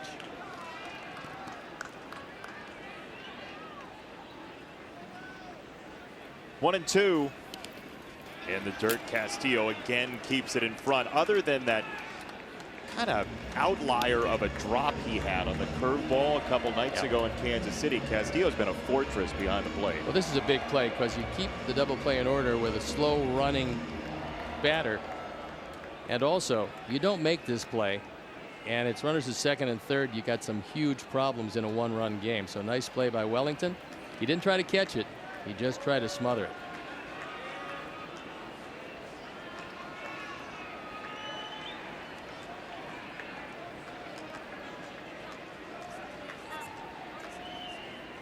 Two. Fouled away. I was talking to Lucas Giolito before the game about Lopez and how he kind of guided him through that outing the other night when Lucas didn't have his best stuff. And he said, look, Wellington is so perceptive behind the plate. He kept me on the straight and narrow. He kind of pushed me through. This is Giolito talking. Pushed him through that game on Saturday. A big asset behind the plate already for Sox pitchers. Wellington also said something interesting. He said he had great stuff in the bullpen. He did not take it with him to the mound, and it has something to do with the coldness. 2-2 again. Chopped foul. That was in our post-game chat with Wellington Castillo after the Sox win on Saturday right here on WGN. If Wellington wants, this is a really good time for a slider away, because if Martin does make contact, he's going to pull it to the left side, and it will be 2. Let's see if, number one, if he wants the pitch. Let's see what he does call and where he wants it. That's a sinker in. He wants it down and in. He wants that ground ball to the left side. 2-2. Swing and a miss. Strike 3. That ball was in the glove before Martin's brain said swing. 1 down. Look, Russell Martin's been a catcher for a long time. He could sense that Castillo was moving inside. That ball was outside and no chance. Watch it hit the glove and watch the swing. That ball is in the glove, completely fooling Martin, but fooling him because he didn't throw it where Wellington wanted it. Sometimes you miss your spot by 1.5 feet, it turns into gold. Now a double play away from getting out of the inning. But a pretty good hitter who's been very hot in the early going, standing between Ronaldo and keeping the lead this inning. Good speed with Kevin Pillar, who did ground to short his first time up. Inside ball one, and Jordan Baker's had a very nice night behind the plate for my money. He's been consistent. He's had a zone. He stayed right there. And nice job so far by the biggest umpire that I've ever seen, Jordan Baker.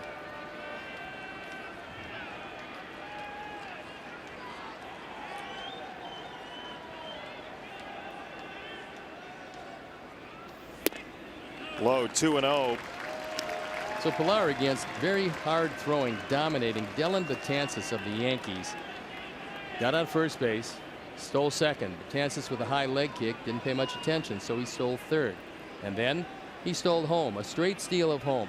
3 bases in the same running sequence.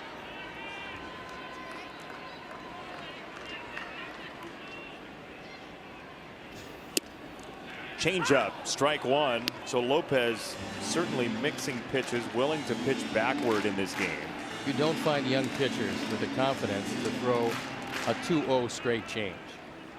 So credit not only Lopez but Castillo, the veteran behind the plate. If you have a rookie on the mound, you want a veteran catcher. Sox have that chance this season with Castillo. 2-1. Fastball fouled away once again. And out of play, 2-2 on Pillar with Aledmus Diaz on deck. Blue Jays really struggled to score the first 2 days of this season with 3 runs in their 2 losses against the Yankees. And turned that up the final couple of days in that series against New York. The Jays in game 3 of that series won 5-3, and then the smoke grand slam yesterday got them by. Pitch number 80 from Lopez. Granderson at second, Grichuk at first. Just inside. 3 balls, 2 strikes. You know, for a man who last year, as Pillar did, he had 16 home runs, and the outfield is fairly shallow for him. So as you look at Diaz waiting for his turn, Pillar up with a chance to do some damage.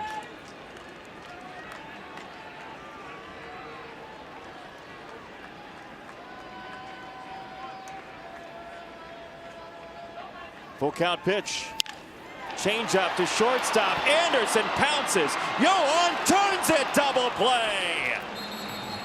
We'll be seeing them for a while. Sorry about it, Toronto. Inning over. We'll go to the 6th. The Sox have the lead. 1-0.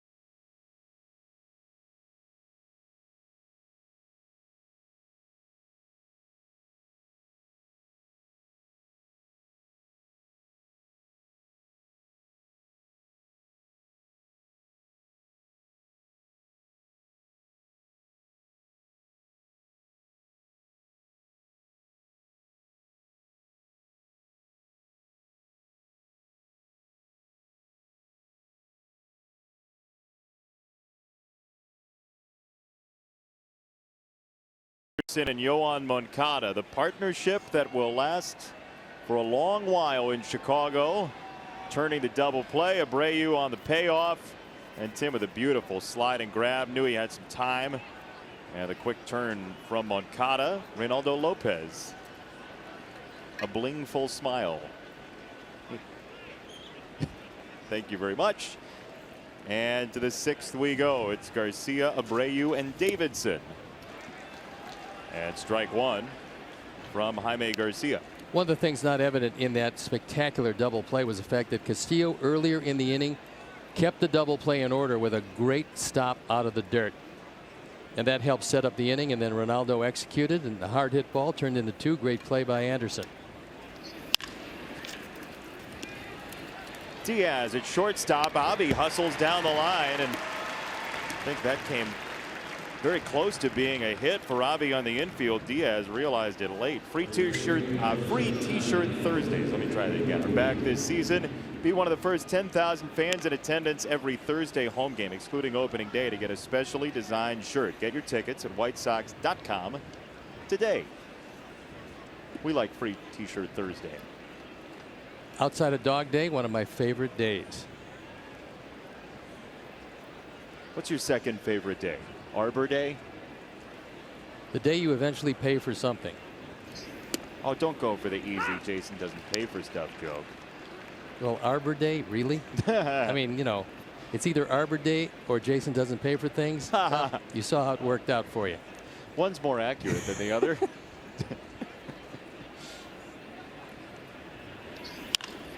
Abreu muscles this ball into center field, and once again on display the strength of Jose Abreu.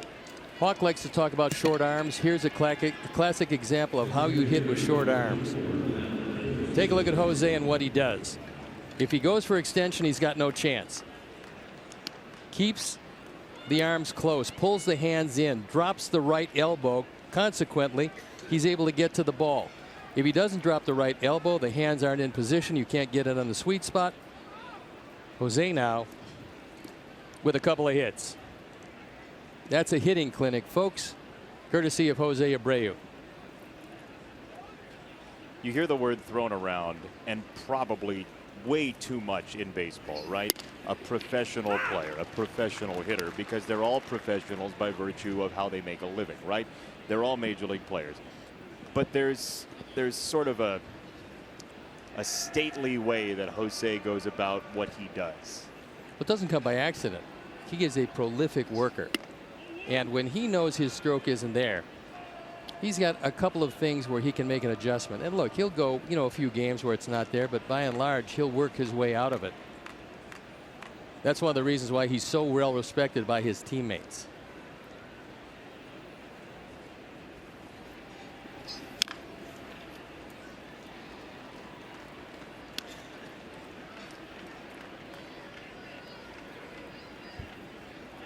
Sox are trying to get to 3-0 and remain the only unbeaten American League team. Houston is 3-1 out in the West. The Angels 3-1 out in the West. Boston 3-1 entering play today in the East.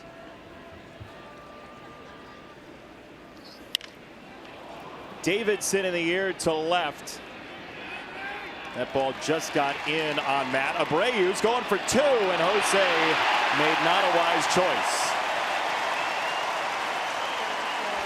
You said they'll run on Granderson. He wasn't backed up enough to the warning track there. Look, he happened to make a good throw. Credit Curtis, and it wasn't a bad play by Abreu. He just was putting the pressure on a guy they started to run against and will the entire series.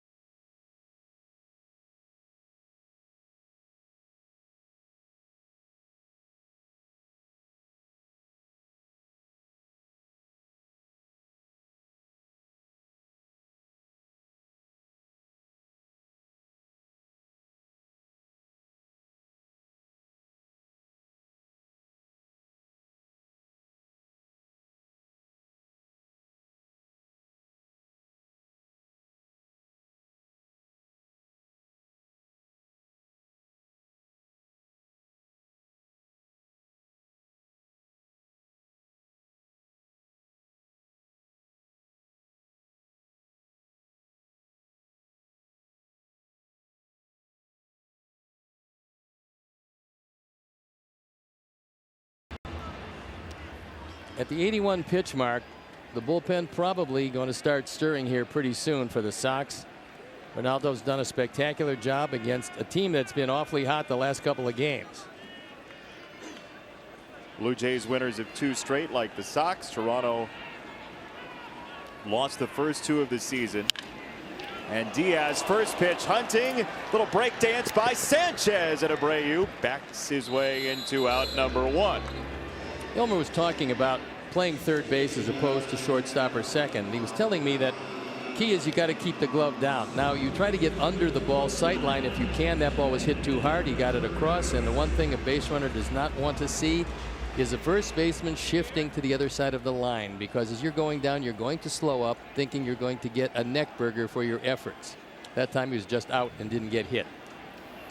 You know, it's kind of like if they didn't have those merge signs because of construction for 1,000 feet before they actually happen, or a half a mile, and it's just driving along on the right side of the road, and then suddenly road closed. Well, Get over. What's going to be there? You're going to arrive simultaneous with the first baseman shifting and the baseball, and hoping that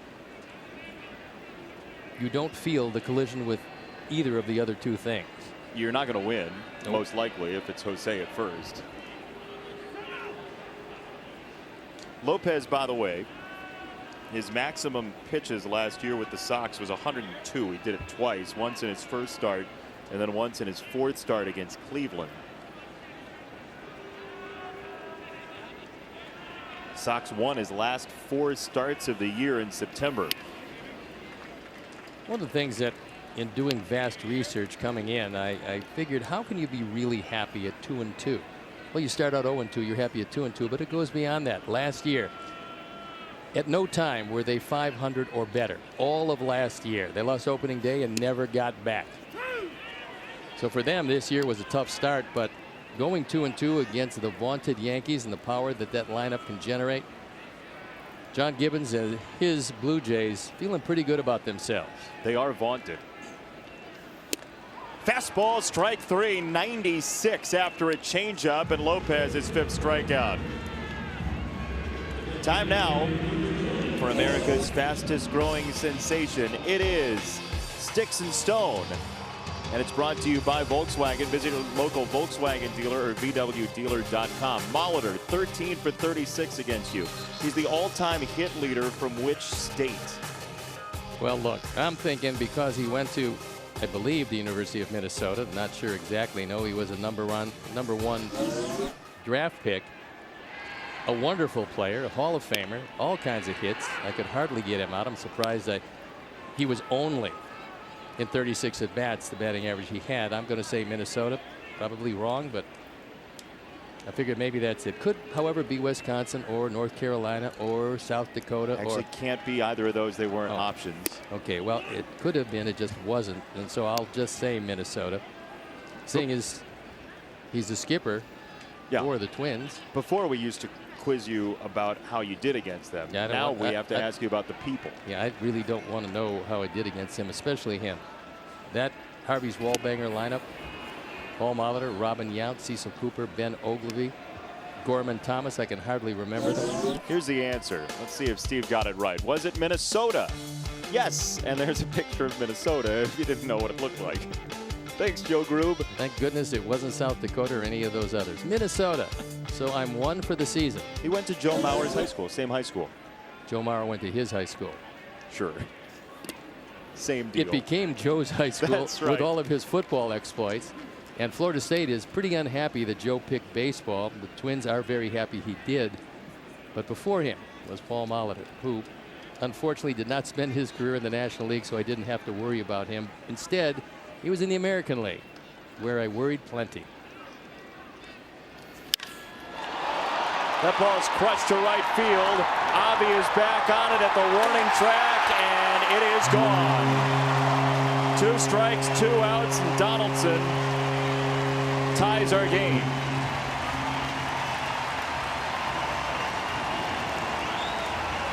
First home run of the year, first run driven in. Donaldson with big power the opposite way ties up the game. Not quite sure what that motion was after he scored, but we'll take another look at it. That fastball on the outer third. Plenty distance. Only 328 feet down each line. And Donaldson taking a long look at it. For something that went 342 feet or so, that is a long look. And there's a very happy man and a very happy team. It's a breaking ball strike to start Smoke. As we said last year, there was some bubbling angst between the Sox and Blue Jays.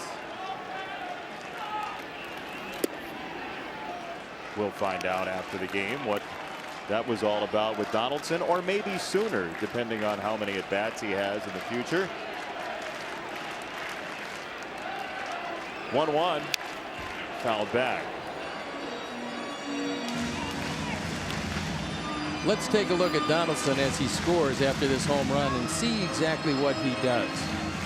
Yeah, pretty much something to the boys in the dugout. Yeah, quite obviously.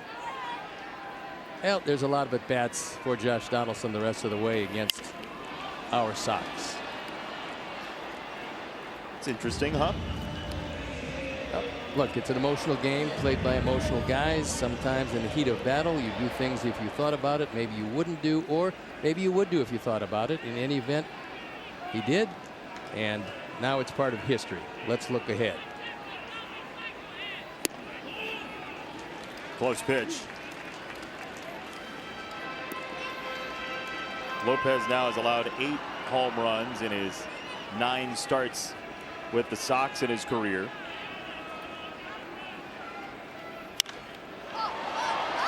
In the air to left field, Garcia into foul territory. Bullpen is up and going. You figure one way or the other this is going to be it for Ronaldo, as Luis Avilan getting loosened up in the pen.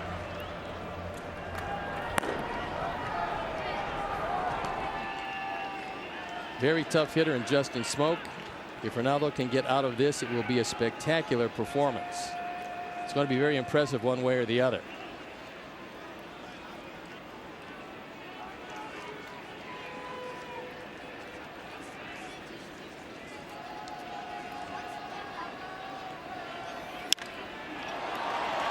Again in the air to left field. Again Garcia to the same section. And that ball may have landed in just about the same spot.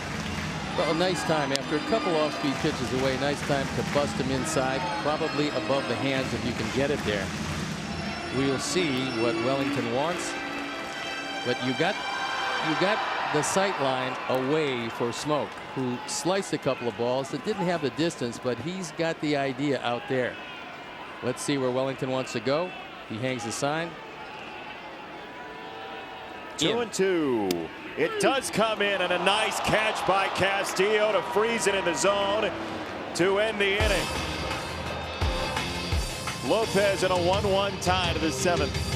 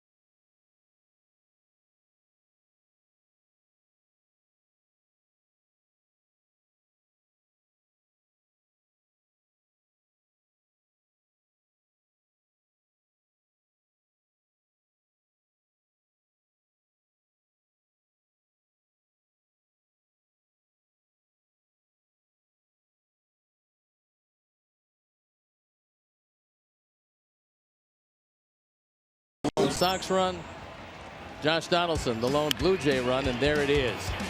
He crushed it, a no-doubter, 1-0 at the time. Exit velocity close to 110 miles an hour. Visit your local Ford store or buyfordnow.com. And we got a new pitcher in the ball game. It is the former Cardinal Hsien-Wan Oh, on for his third appearance of the year. 1 save and 1 opportunity. On base percentage of .222. Deception is his long suit. And we'll see how he fares against first some power and later some big speed in 6, 7, a little bit in 8, and a lot of it at 9 and 1. So for Jaime Garcia, 6 innings, 4 hits, 1 run. It was earned. He walked a pair, struck out 7, and so he gives way to O, who was virtually unhittable in his first season with the Cardinals, to the tune of 55 hits in nearly 80 innings. Last year, it was a massive downturn, and so we'll see which version the Sox get tonight here in Toronto. He really depends on deception. And he can't possibly throw it consistently by you, but he's got moving stuff. Castillo with a drive, left center field. Pilar back at the wall. Gone! Castillo did it again. 2-1 Sox. Not only does he save a double play in a huge situation that Ronaldo Lopez got out of, but now, courtesy of 2 home runs, the Sox have the lead once again.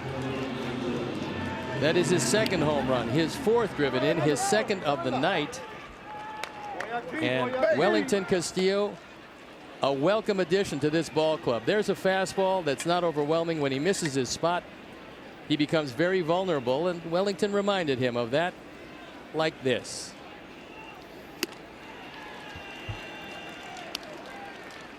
Second home run. 2-1. So whatever Josh Donaldson said lasted in its worth about 6 minutes. That ball's hard hit to shortstop. Diaz driven into the hole and makes a beautiful play for his teammate the second time around. Become an official member of the White Sox today by joining the free WhiteSox.com blacklist. Get breaking news, the latest videos, special ticket offers, and more delivered right to your inbox. Visit WhiteSox.com/blacklist to register today. You might have heard the phrase, let sleeping dogs lie. Well, occasionally that holds true in other things. It's like when I fell asleep at lunch today and you woke me up and I bit you. That's exactly what Josh Donaldson might have done by whatever gesture it is, and we don't know exactly what he was doing or what he said, but for some reason you're probably going to start seeing some pretty good grinding at bats out of the Sox from here on out. Not that you weren't seeing them before, but there's a little added incentive when something like that happens. You just don't want to give any professional players a little added incentive. For Wellington Castillo, he now has 6 games in which he's had 2 home runs in his career. 3 of them have come against the Blue Jays. He's going to be a very happy man for the next 2 games. Larry laid off 1-2. If you can get on, and Lurie can do that, then this is an excellent stolen base tandem of O and Martin.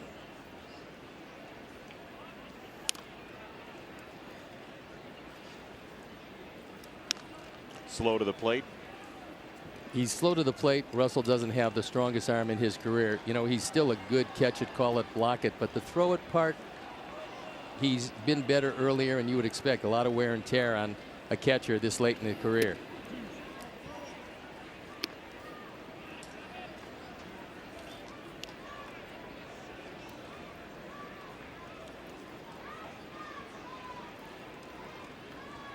Two and two. Up and out again. Love to see him on and then test the combination as Danny Farquhar. The bullpen up and going, and it was Avilan before. Outside again. That's 3 in a row away to Garcia. So runner on, 1 down, and maybe the wheels are turning for the Sox here with Sanchez up. I'm thinking a number of different things. And one for Ricky Renteria is the hit and run. Not a bad thing because got a good splitter, but he's not overwhelming and normally throws a lot of strikes. Or 2, the stolen base certainly, but I think that Garcia probably wants to see at least 1 move to first base.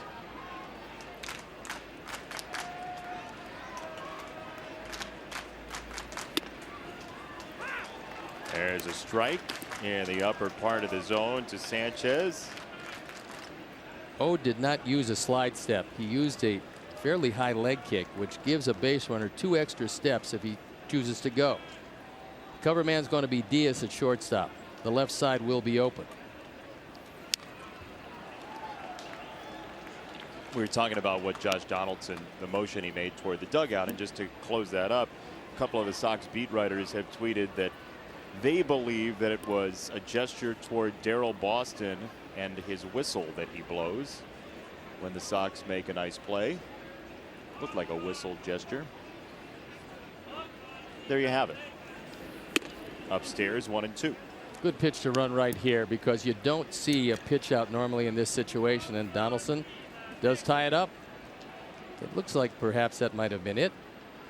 Well received by the dugout, I'm sure.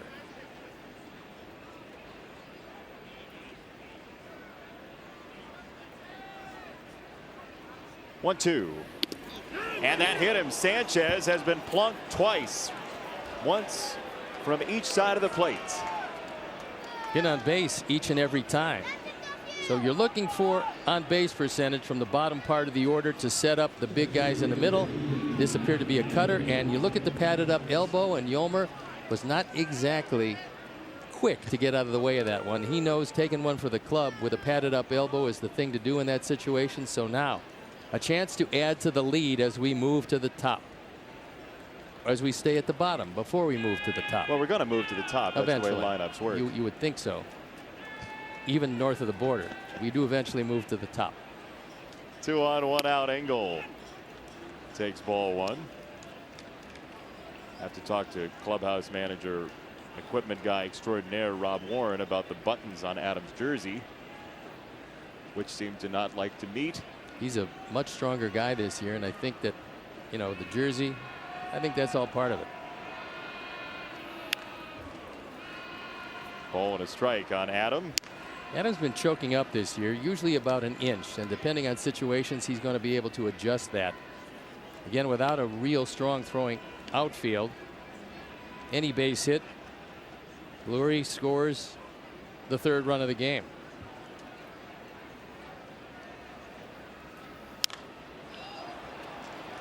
High in the air on the infield. Infield fly rule. 2 down.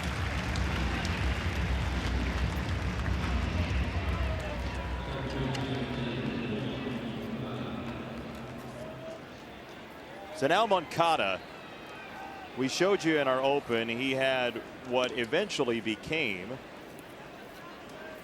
the hit to give the Sox the lead on opening day, a double in inning number 4 to make it 5-4. Now a chance to crack this one open in the 7th with a 2-1 lead already.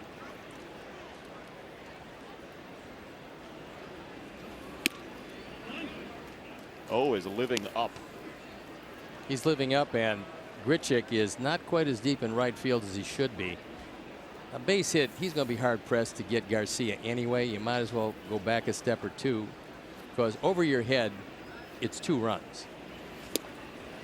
Change up for a swinging strike. 1-1.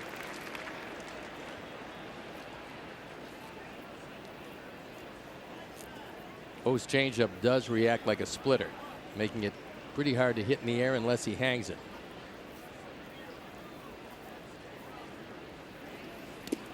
Why is that? Well, because it's moving straight down, and when it does that, the hitter's eye, on a good changeup, you try to get backspin. Backspin is a fastball spin. The faster you can rotate it, the harder the ball. But on a changeup, it rotates backwards to the eye. It looks like a fastball till the bottom falls out. Hitters have a tendency to hit the top of the ball, consequently hit it into the ground. If he hangs one, Those are the ones that go a long way. 2-1. Up the ladder, third base side, foul territory, and Granderson does have a play, so the inning closes, but the Sox take the lead. Wellington Castillo's second home run, 2-1 at stretch time.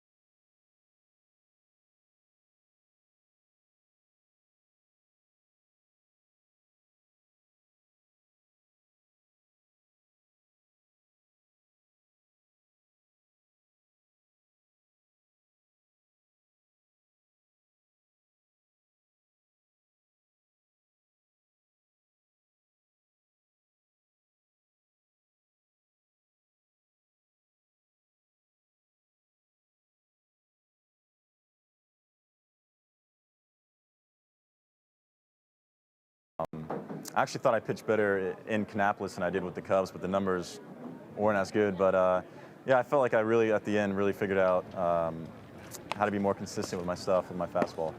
Probably throwing off speed for a strike and more consistent fastball command. It's teenage heartthrob Dylan Cease. He showed up at Sox Fest, had the leather jacket on. He looked like he was from Greece.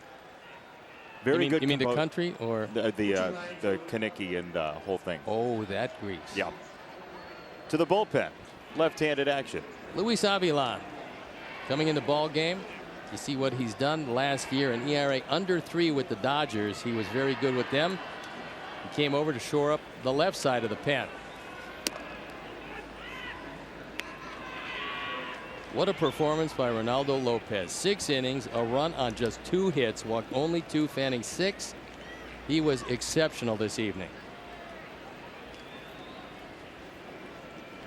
So Avilan a little bit low, 2-0 on Solarte.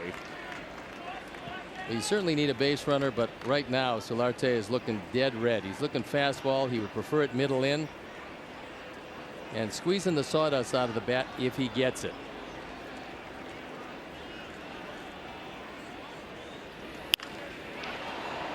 To shortstop, 1 away. Hard hit, but right at Anderson. Ryan Tepera, who you might remember from the Texas Rangers, loosing in the bullpen.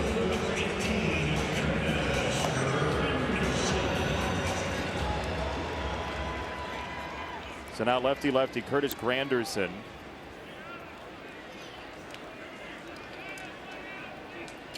Who's 1 for 2. He's got a pop out and the first hit for the Jays in this game. There's a good hook. Big slow curveball over the outside corner. Nice way to start him off. Avilan 6'2", 220 pounds, out of Venezuela, Caracas to be specific. Number of Venezuelan players on this Sox team, including Yolmer Sanchez, who has a Venezuelan flag in his locker on the road. Granderson career just .223 against left-handers.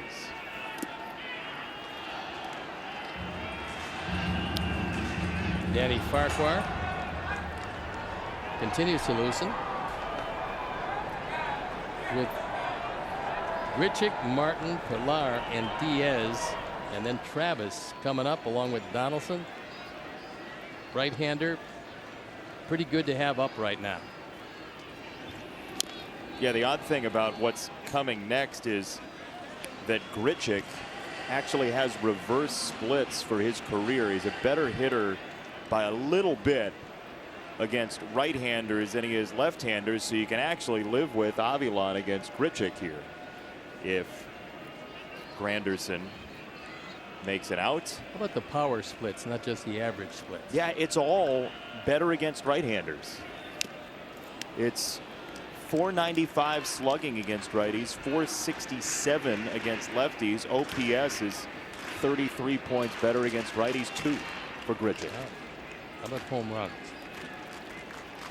Well, more home runs certainly by volume, but it's very close. So a little less than half of the plate appearances and 46-21 the home runs. I mean, it's basically a dead heat.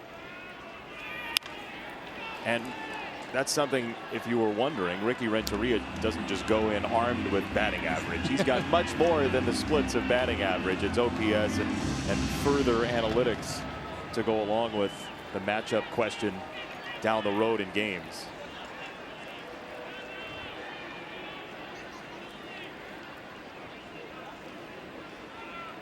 Which side has he walked from most? Again, it's pretty close. I How mean, about by night percentage. and day games? Now you're mocking me. Just a touch. 2-2. Well, he's tried to heat him upstairs after a steady diet of slow breaking balls. Granderson able to fight him off. A little harder breaking ball would probably get the job done. You can guess the pitch. You can know a curveball is coming. You can't guess the speed. And this is going to be an off-speed pitch away. 2-2. Granderson lays off. 3 balls, 2 strikes.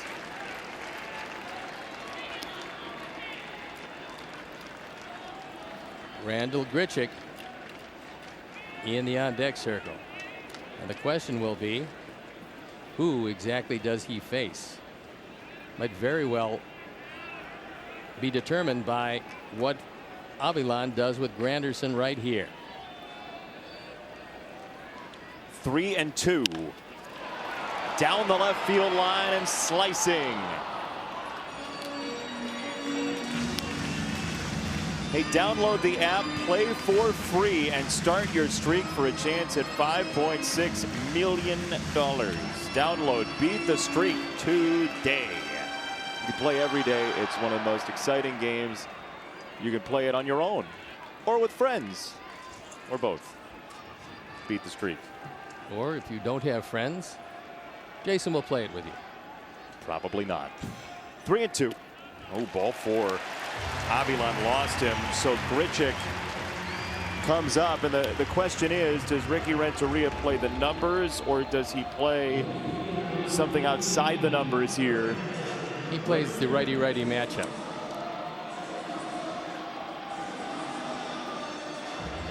Yeah, a component to this is Avilan losing Granderson as well.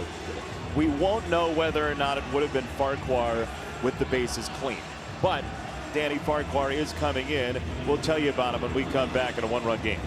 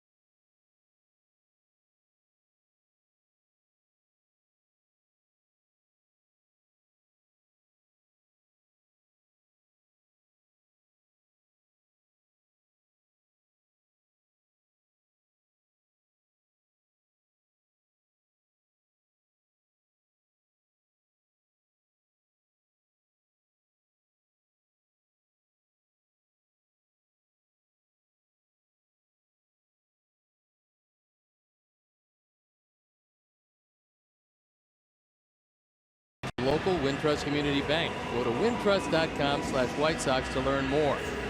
Wintrust Community Bank, member FDIC, and with the guitar riff from Freebird in the background, Danny Farquhar comes in the ball game to try to help shut down these Blue Jays. He inherits a runner at first, 1 out in the inning, and looking in at Randall Grichuk. I present to you these facts and do with them what you will. Danny Farquhar also for his career has reverse splits. Average slugging, on base percentage, better against left-handers than he is right-handers.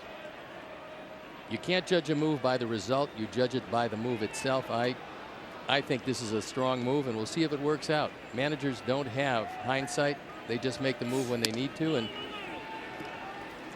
well, sir, I mean, certainly Ricky Renteria, we had a conversation about this the other day. He said, look, you can look at numbers of guys and how they do against a specific pitcher especially, but you've got to look at the at-bats as well. It's about how hard the ball is hit, where it's hit situationally too. So he does take all of this into account. If you're thinking, well, Jason just gave us these reverse splits, why in the world would you possibly do this? Ricky's armed with those as well, and he's armed with other information too. That's another factor, and most good managers do this, and they use their gut. They look at the stats, they evaluate, they take and break down everything that happens, and then sometimes you just feel something and they go with their feelings. High into the Rogers center roof. Garcia is there, and 2 down. Now that said, we'll watch it again. Grichuk gets beaten by this fastball, and he is really unhappy. He thought it was hittable. He got it off the end of the bat, and that's 2 out in the inning, leaving it up to the veteran Russell Martin, who is 0 for 2. I was going to say, that said, if you get out of this, doesn't mean you'd play it the same way again. It's simply the way the game is going that leads the manager down that path as well. You can't play it again. Doesn't matter. You have to play it right here, well, right but now. You may have a chance to play it again later in the series, is what I'm saying, and you could play it differently. Yes, it'll be different circumstances entirely. Not necessarily the players' different circumstances. You could veritably have the same spot in a game later in the series. You could. Different circumstances. I mean, different way to get to the particular point. So, counselor, you can argue this till your eyes bleed, but at the end result, he beat him. Yeah, it actually doesn't matter if he got him out. No, just to determine whether or not the move is a good one. Right. It does. So I said before the fact. That's not your lead evidence there. Before the fact, I said I liked the move only because I thought the matchup was a good one. Sure. I mean, again, you evaluate before the move, not after, because hindsight is 20/20. And by the way, remember 2020. It's going to be a very good year for the Sox. Could be 2019 as well. The way 2018 is going, it's not looking so bad either. You're right about that. 1-2 on Martin. Nate Jones, sedentary at the moment. He will be ready to go when called upon, and hopefully it will not be this inning.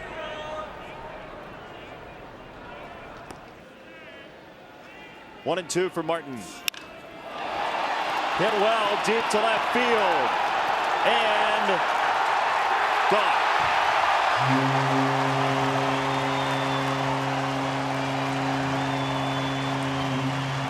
First home run of the year.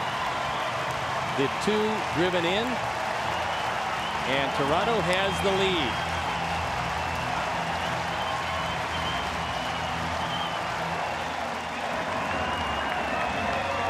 But just like that, the long ball comes back to bite the Sox as Russell Martin takes it deep. We talked about the liveliness of the ballpark before they open the roof as we head into spring here, and this one not hit hard, but Garcia just runs out of room. So the Blue Jays take the lead at 3-2. Their first lead of the game.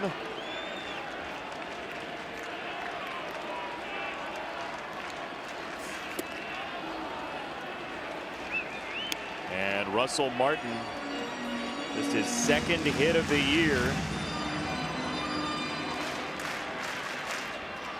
Sox in the 8th inning will bring up Garcia, Abreu, and Davidson. So certainly some thunder on the way for the Sox. Both wins have been of the comeback nature. No reason why tonight should be an exception.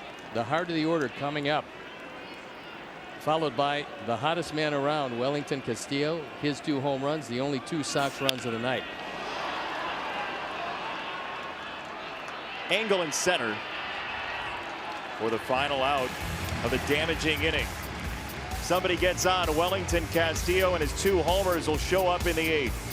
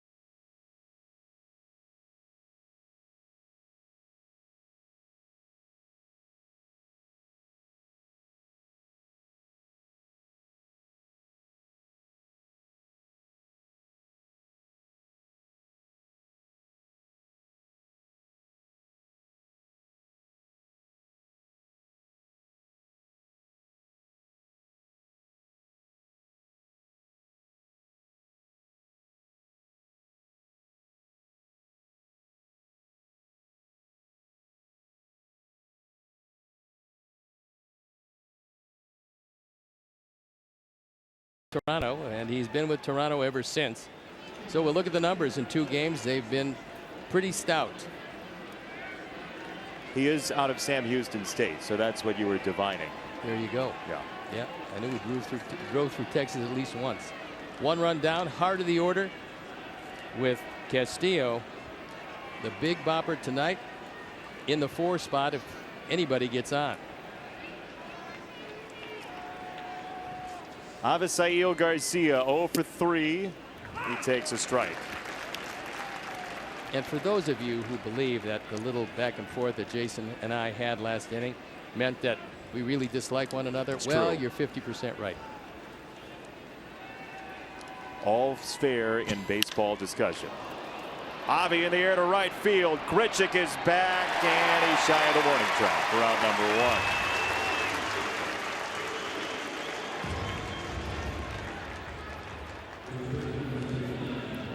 Time now for Toyota going places, and then we'll be repetitive by telling you, Toyota, let's go places. And there is Jose. Pretty good numbers. Look at the runs batted in. That's what he's paid for, to drive in the big runs. 4 years over 100 and at 100 in one of those years. Home runs aplenty, with only 25, spoiling the 30 hit parade for Jose. He's 2 for 3 tonight. A single to center, a single to left, and he's facing a guy in Tepera who's basically fastball cutter.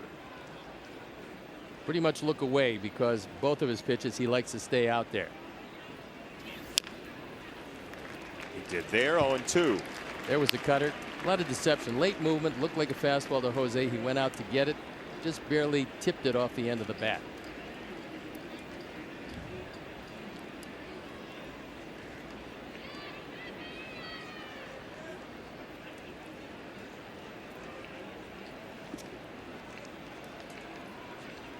Every run tonight on a home run. Wellington Castillo, a couple of solo shots. Josh Donaldson, a solo homer. Russell Martin, a 2-run homer. Brayu, a foul ball. Tepera got away with one. Martin wanted it low and away. Tepera hung it inside. Jose took a good cut and fouled it back. Watch where Martin wants it. He wants it off the plate. It hangs over the middle of the plate, and Jose, most unhappy with himself, knew he got the pitch and fouled it straight back.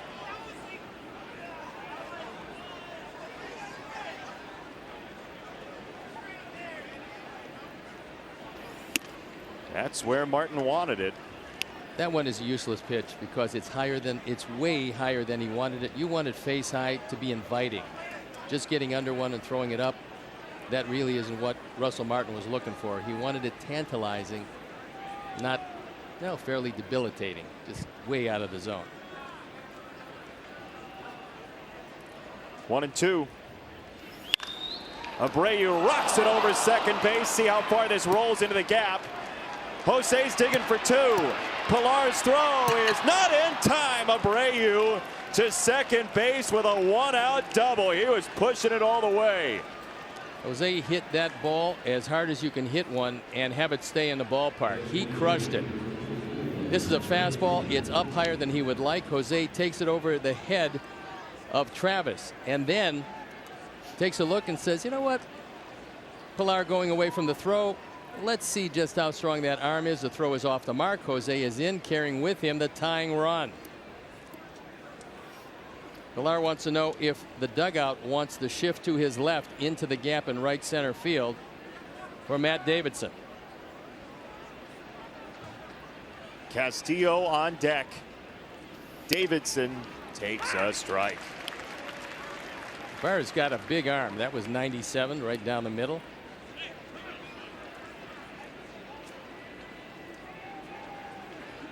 Matt has tried to pull everything. That's why it's interesting that Pilar is in right center and thought maybe he should shift even more. When you ground to third, and you fly to left, you get the feeling you're trying to pull everything tonight. Let's see how this plays out.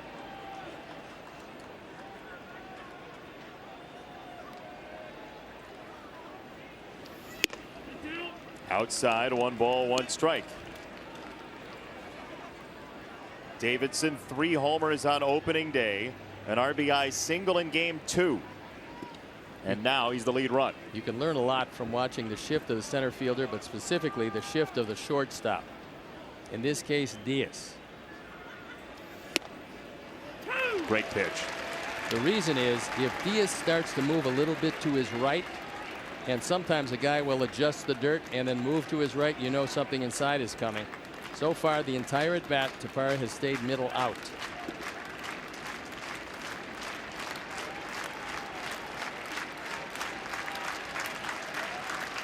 Abreu at second, 1-2 on Davidson. Checked his swing, ball up. Good check by Matt Davidson. We've talked about how strong the hands and arms are. The bigger guys in the game, they can't check that up. So you look at the defense with Travis pretty much up the middle. He's the man charged with keeping Abreu close. Diaz not exactly playing him as a pull hitter, but Solarte is pretty close to the line at third. 2-2. Swing and a miss. That was the cutter. 2 down.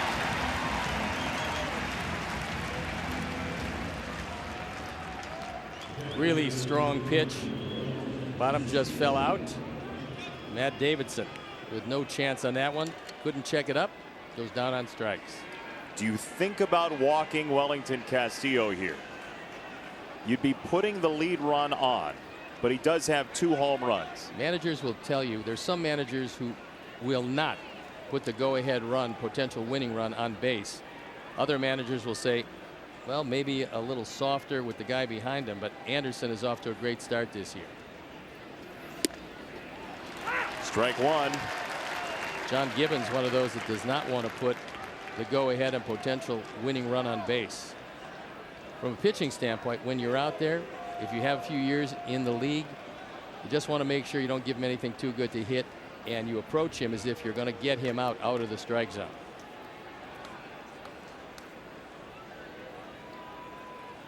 Wellington Castillo with the 2 homers in this game. He had started 1 for 9, but that is really rare for him early in the season. April historically has been one of his best months, hitting .288, slugging .473. Some of his top numbers have come early in the year in his career.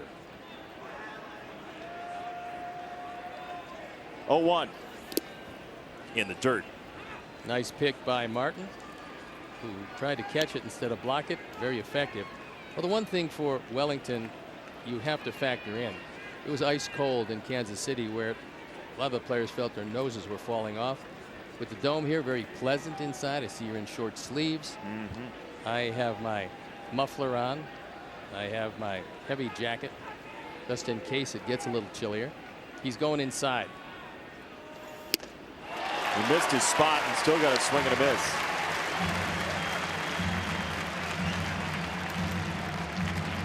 Jose's got to get a good lead at second base. Travis paying very little attention to him. Martin is not going to throw.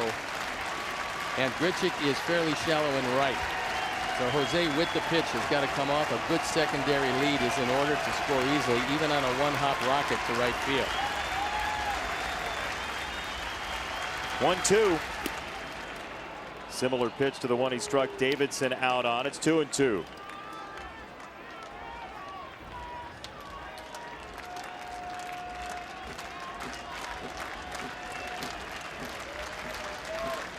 Tim Anderson next.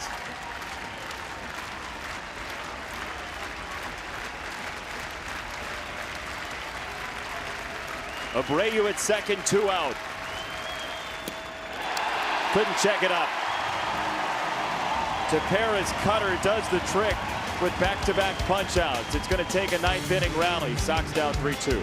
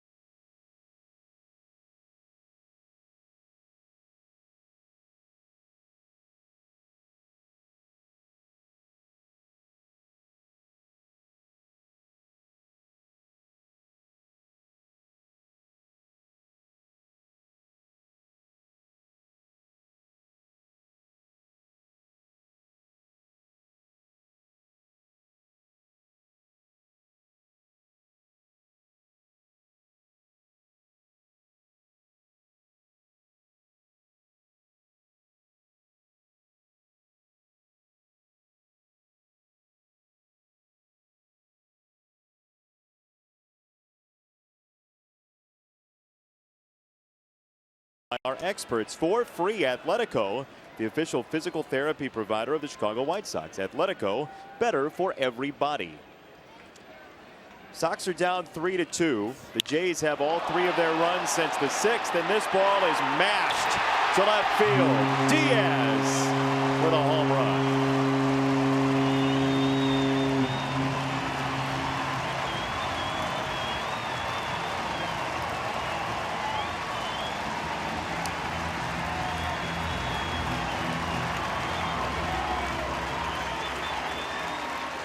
Now the comeback got a little farther away, but Sox with 3 outs to go as Danny Farquhar gives up a home run, a fastball high and away, the second he's given up. And it's a 4-2 game. Second hit of the year for Aledmys Diaz. And now the Jays with a home run in 3 straight innings.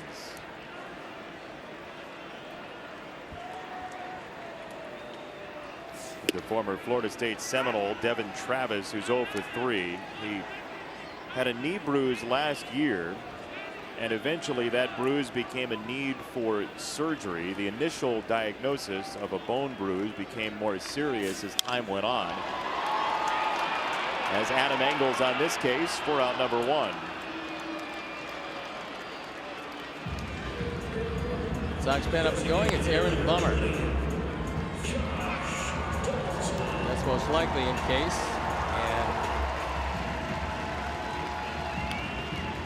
And it's in case that Smoke gets up, and he's likely to, quite obviously, with only 1 out. It's Smoke and Solarte after Donaldson.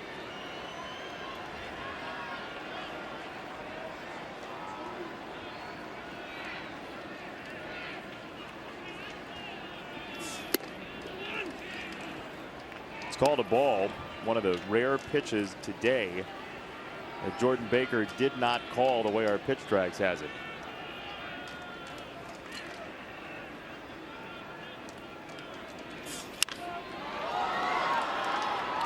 Right hand side. Mercado. That time the bat went flying. The ball went straight up in the infield.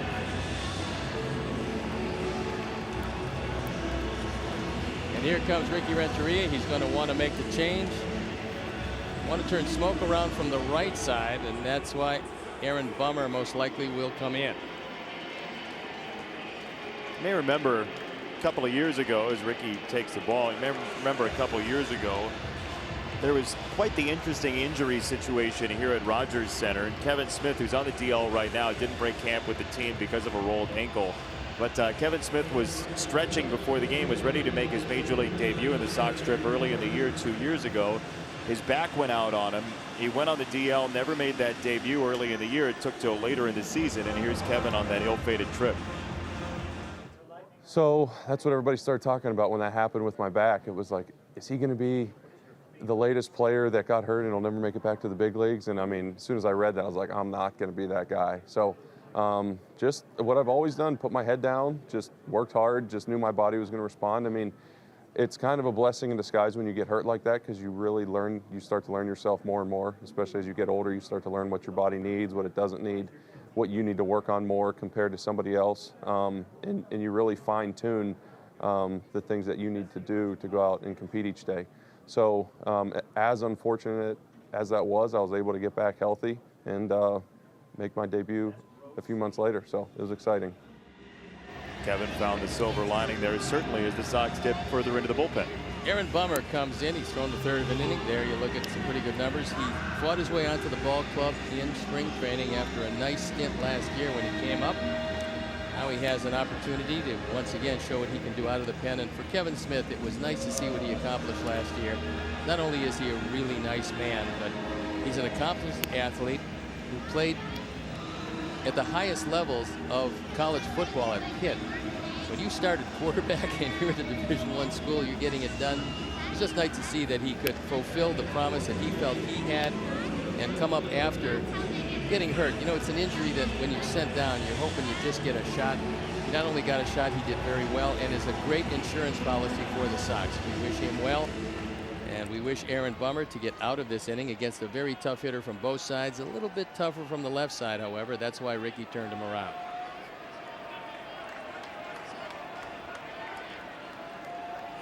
Smoke, 2 strikeouts looking against Reynaldo Lopez, who gave up only 1 run in this game on 2 hits in 6 innings. Yeah, we can't, regardless of the outcome of the game, it doesn't diminish the effort by Reynaldo Lopez, who was brilliant tonight. The 1 run, he was in command. The one thing was the home run by Donaldson, opposite field down the line. That's the only run scored on just those 2 hits. Spectacular, dominating performance by Lopez.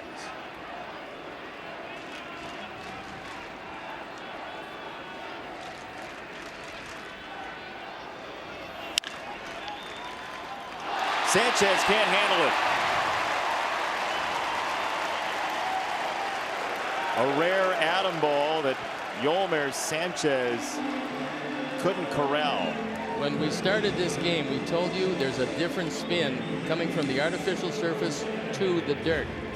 The first time they've had it here at the Rogers Center, and so it's a little more difficult to play infield on this particular evening than it was the last few years that they played baseball here. And Yolmer got eaten up by that ball coming from the artificial surface to the dirt.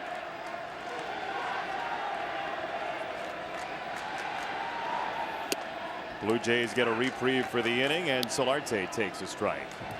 Sox in the 9th inning will have Anderson, Garcia, and Sanchez scheduled. We'll see if Nicky Delmonico is called upon, possibly as a pinch hitter, depending on the matchups.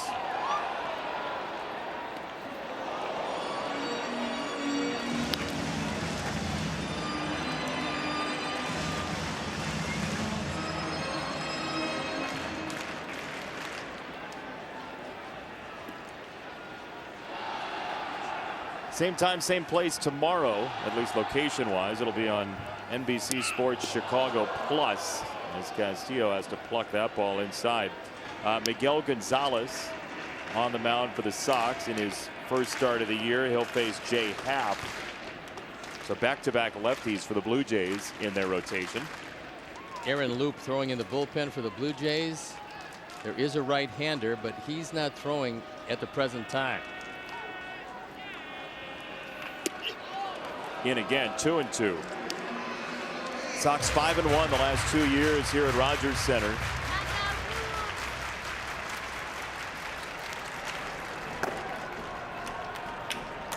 There is Loup, who is getting ready, apparently in earnest.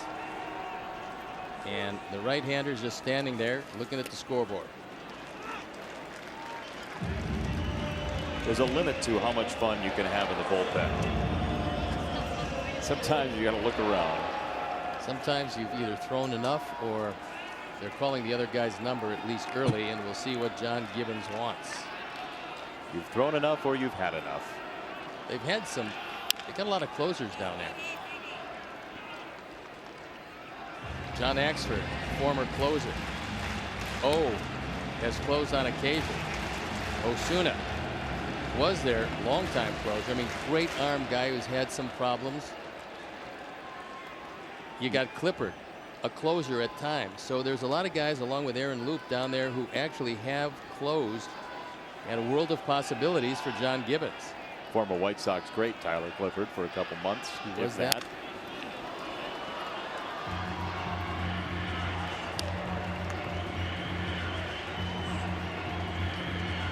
Still full on Solarte.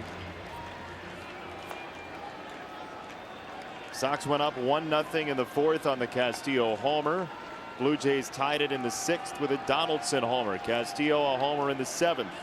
Russell Martin a 2-run shot in the home half of that inning, and then Diaz here in the 8th with a solo home run to lead it off against Danny Farquhar, and that's how we stand at 4-2 Toronto with 2 out in the 8th. I do believe that John Gibbons is going to go bullpen by committee.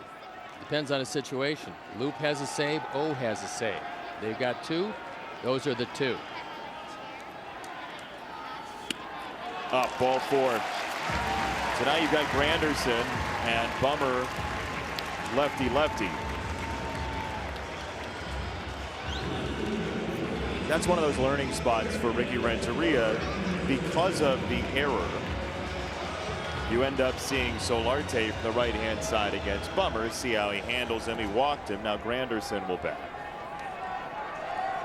And there is a man who was their full-time closer the last few years, and that's Osuna. He does have a very, very good arm. Dealt with some mental issues that he was pretty open about in the end when he said that he just didn't feel like he belonged out on the field. He felt totally different mentally and has gotten himself back into a frame of mind that's significantly improved. To left field and deep, but not deep enough. Garcia tracks it down, and the Sox are down 2 as we go to the 9th. Tim Anderson leads it off.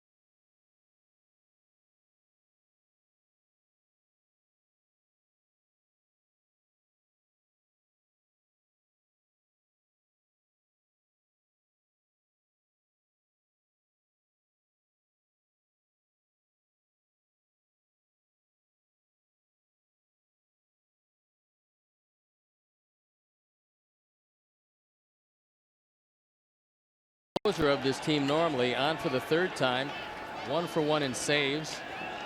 The last 3 years, 20, 36, and 39 saves. A very young man, just a young 23 as we start the season, who comes in.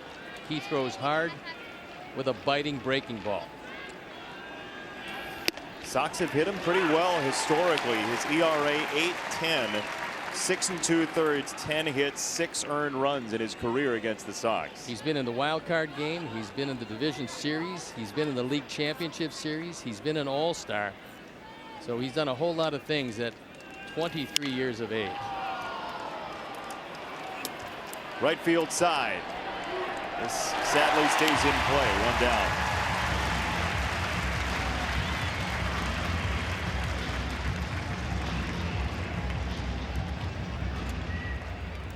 The 23-year-old right-hander born in Mexico. His family you may have heard of. Antonio Osuna, his uncle, an 11-year Major League Baseball player.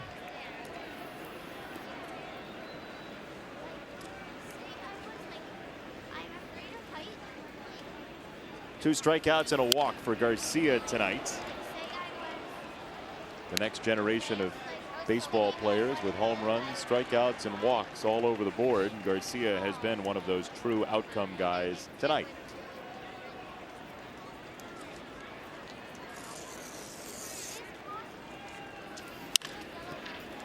To third, Solarte slings it over there for out number 2.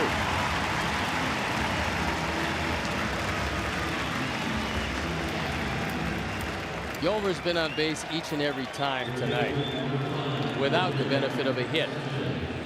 And he's charged here with keeping it alive for Engel or whoever Ricky so chooses. Yeah, Sox have 2 lefty choices on the bench. Narvaez, Delmonico, Saladino as well. Sanchez in the air, third base side, long run, and it's foul.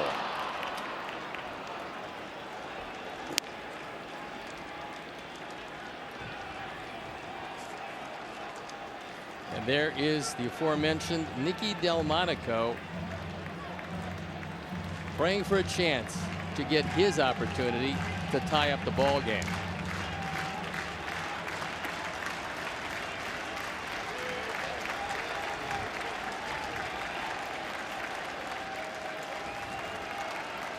Sox only runs on Wellington Castillo homers tonight.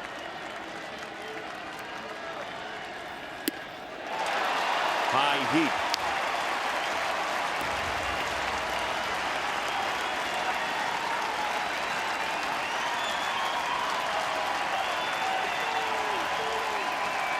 They stand in Toronto.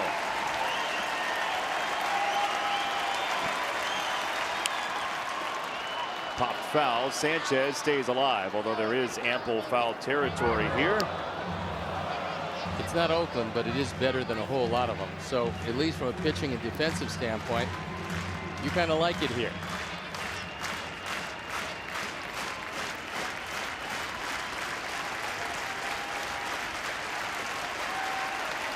Oh, 2. High fastball, game over. The Blue Jays come back and win. All on home runs, 4-2 Toronto.